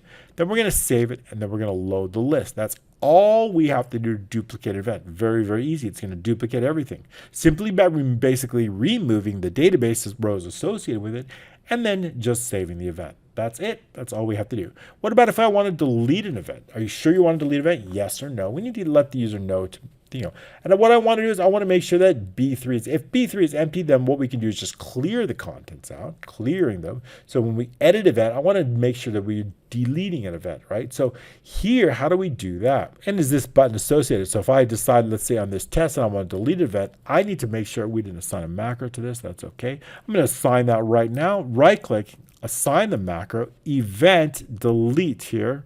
Right here, click OK. So if I want to delete that event, are you sure you want to delete an event? If I say no, nothing's going to happen. If I say yes, I want to delete all the events that are associated and load up and add that, go into add new event.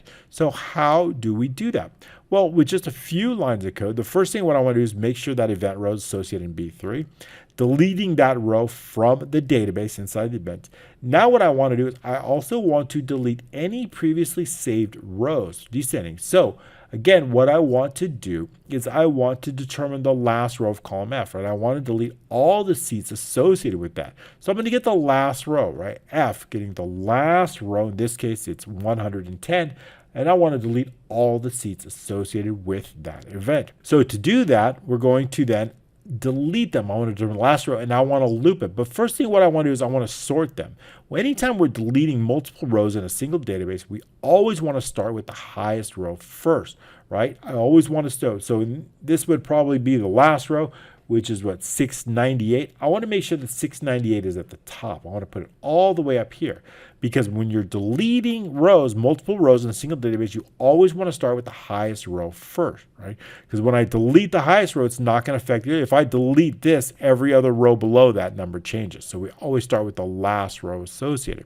So we want to sort them based on column AA in a descending format.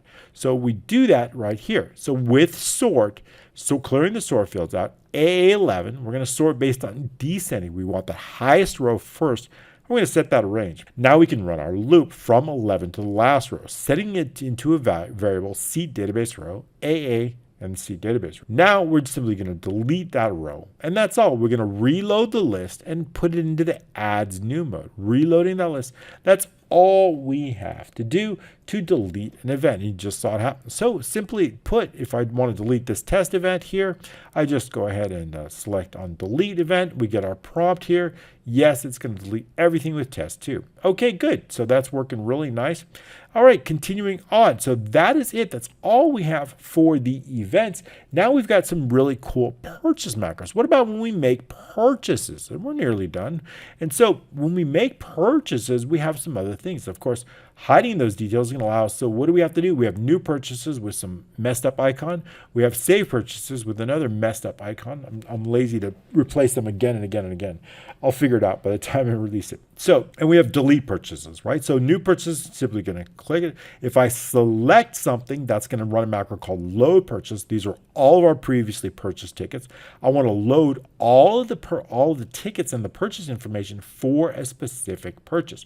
Name, phone number, and everything else. So that's going to be based on load. So if I make a selection change here, I want to run that macro. So that macro, of course, is going to be our load macro. But let's start it out with the new one and go in order. New is simply clearing the contents of associated fields. Nothing really important about that, just clearing the contents.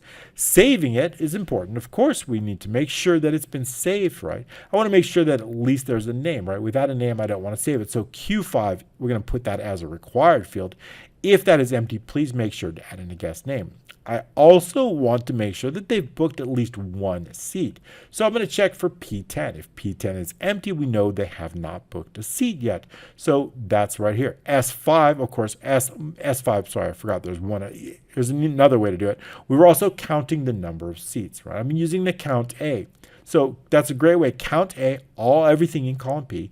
If the seat quantity is empty, right, then we know new purchases, right? Seat quantity is 0. We need to make sure that if it's heavy, we need to put in a guest name and we put the seat quantity. So that's very, very important. And so we're going to exit out of the sub unless those conditions are met. Oops, we didn't do that here, did we now? Oops, I knew there was a problem. Exit sub and also exit sub here, right? We can't exit without that required information. That's going to create problems for us. So we're exiting out. And then what we're doing, okay, now we need to know, is it a new purchase or is it an existing purchase, right?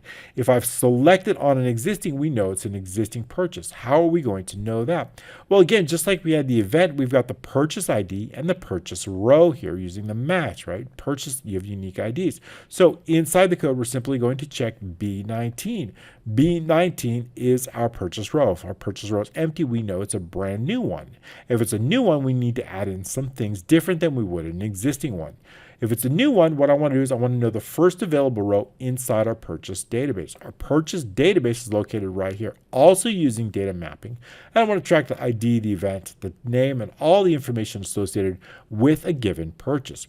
So B19 is going to tell us. So with purchase row, now what I want to do is I want to place the next purchase ID. Just like we did for events, we're using the max formula.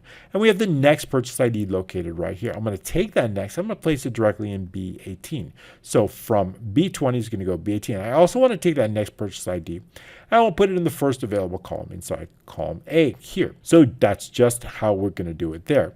Inside that, that's going to take on our new information. So A is going to take on that purchase ID. B is going to take on that event ID. That will never change, right? So we can also set B. However, if it's an existing purchase, all we need to do is extract the purchase row from B19. Then again, we're going to use data mapping, right? If we're saving it, I'm going to go from column 3 to 9.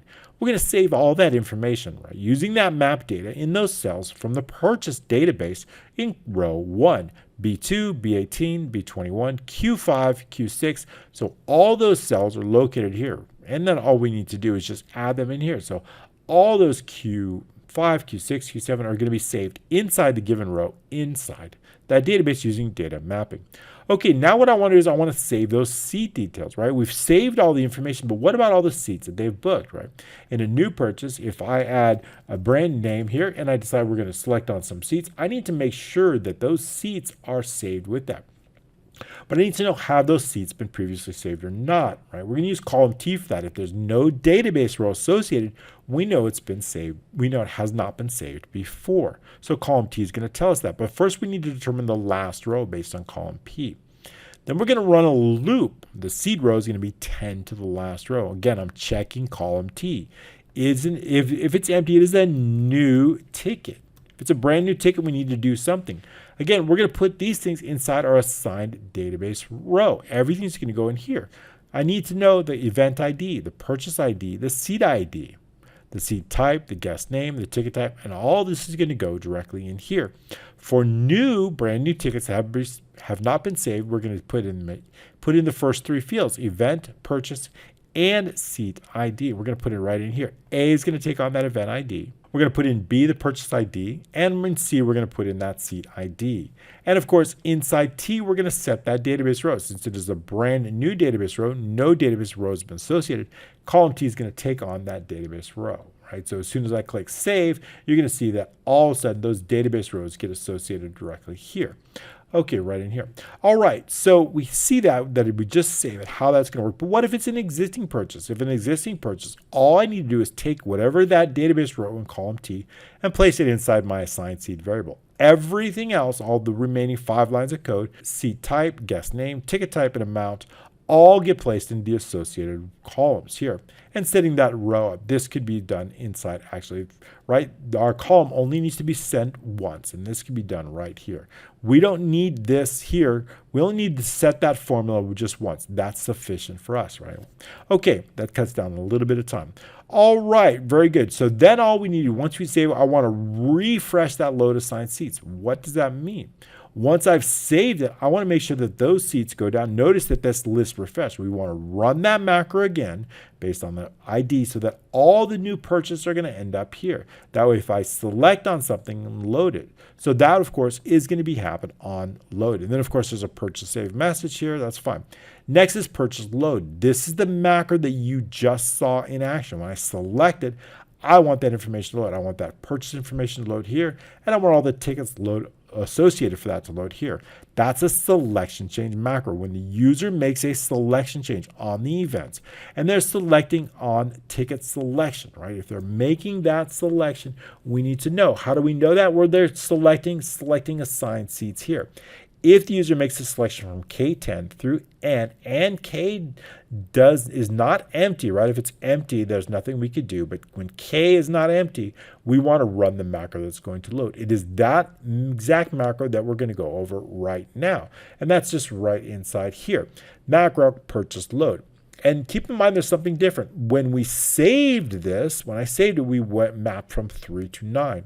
Now we're going to map from 3 to 7. The first thing we're going to do, of course, is determine the purchase. We want to make sure if B19 is empty, exit the sub, right? It has not been saved.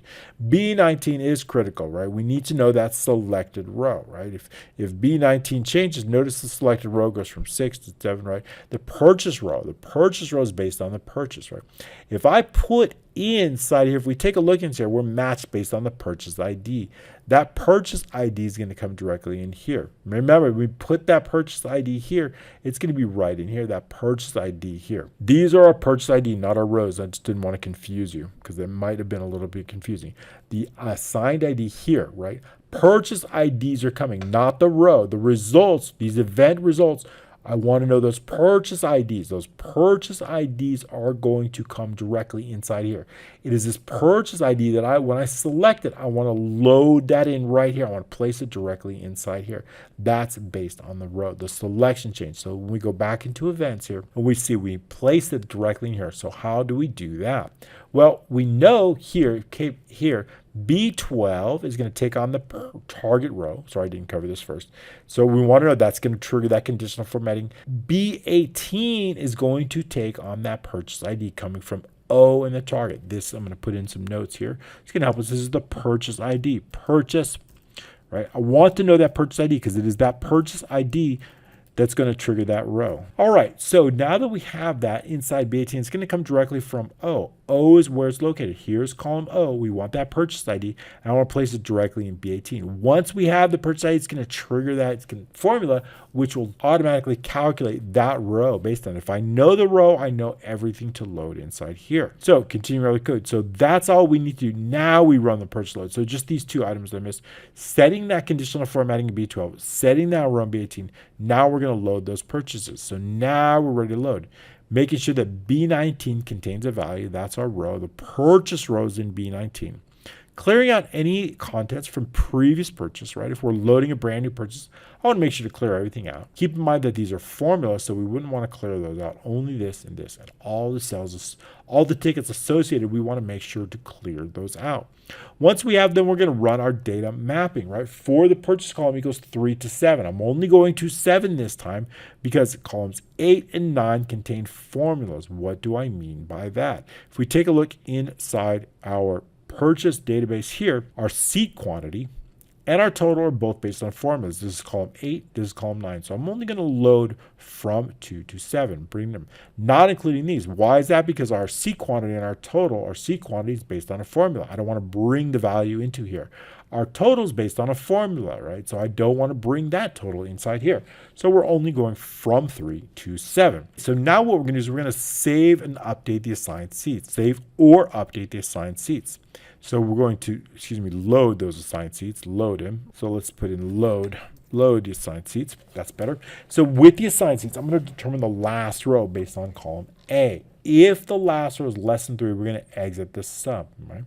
Now column A3, let's get rid of that space, through H, we're going to run that advanced filter based on, this time, N2 through N3. I want to run an advanced filter, right? I want to extract all that information from that purchase database. I want to know that specific ticket. Now what we're doing something a little bit different, right?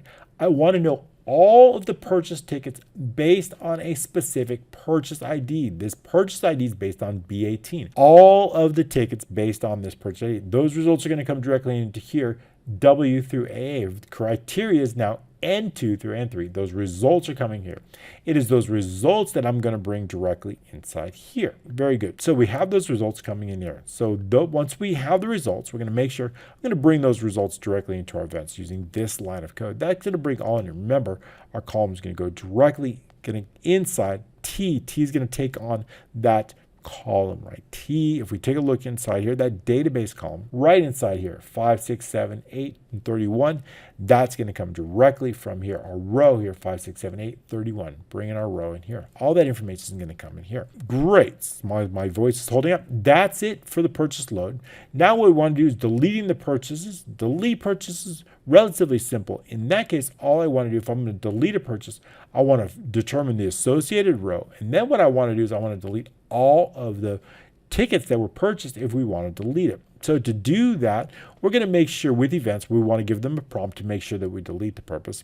If B19 is empty, it's not been saved yet. We're going to go there. The purchase row is going to be based on B19. We're going to delete that entire row from our purchase database. I want to determine the last row assigned, right, based on column A of the assigned seat database. What does that mean? I want to run an advanced filter. And that advanced filter is going to come into the result. So basically, we're going to do the same thing, right? We're running an advanced filter. Probably we wouldn't need that just because it's already loaded on. But basically, what I want to do is I want to determine the last row here. And then I'm going to sort them, again, based on the highest row and the lowest row. That's very important because when we're deleting it, we need to make sure that we're sorting at the highest row first. So we're going to base it on A3. Descending again, right? Determining that and applying that sort. Now we have it sorted in reverse order. Now we can run our loop from 3 to the last result row, adding that row based on column AA and the delete, right? And our database row. So in this case, it would be 31, right? So if I stop that there, let's go ahead and run that code. And we're going to stop it right at that point, right here. So we're going to run that code. Are we sure we want to delete? Yes, we do.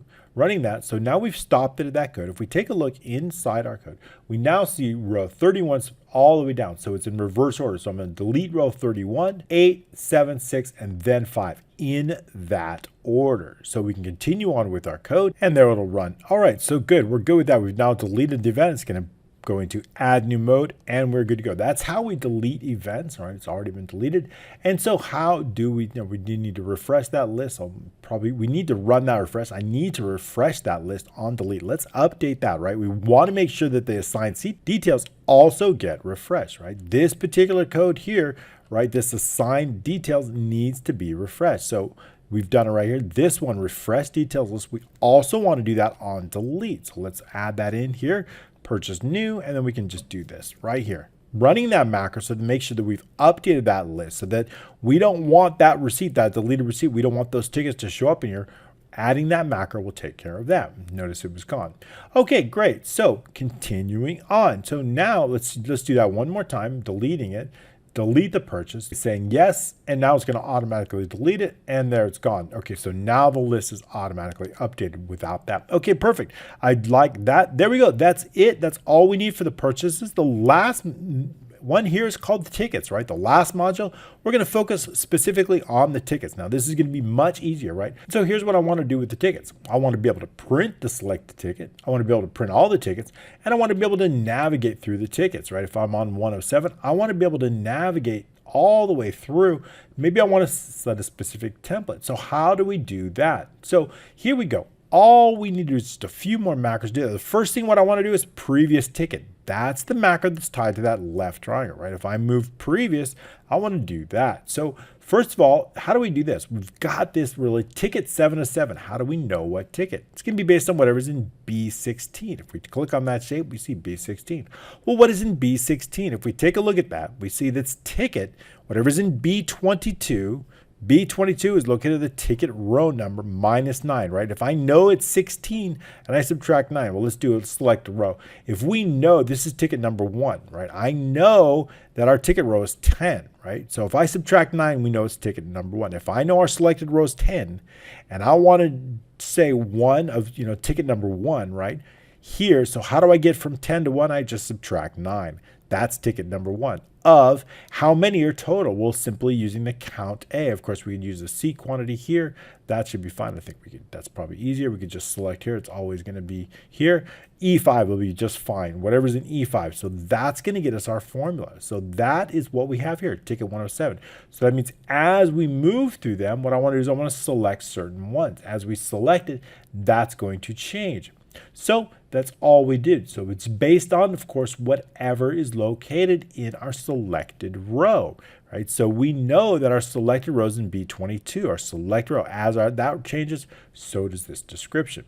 So previous, how do we get to the previous one? Well, first of all, we want to determine the last row. That's going to be based on P, right? If that last row is less than 11, exit the sub, right? Our last ticket row can't be less than, if it's just 1, right? If I have 1, then we can't go previous or next, right? Because there's only 1. So what's the difference? Just exit out, right? If I have 1 ticket, we can't go back or forward. So we can exit out of the sub. We can set that selected row based on what's B22. We know B22 contains our selected row. Then I want to check if the selected row equals 10, then what do I want to do? Select P10, P and this last row, right? Our last row, right? What does that mean? If we're going previous, right? And I'm on the first row like we are now, when I hit previous, what do I want to do? I want to set it to the last row. So when I click previous, it's going to go to the last row.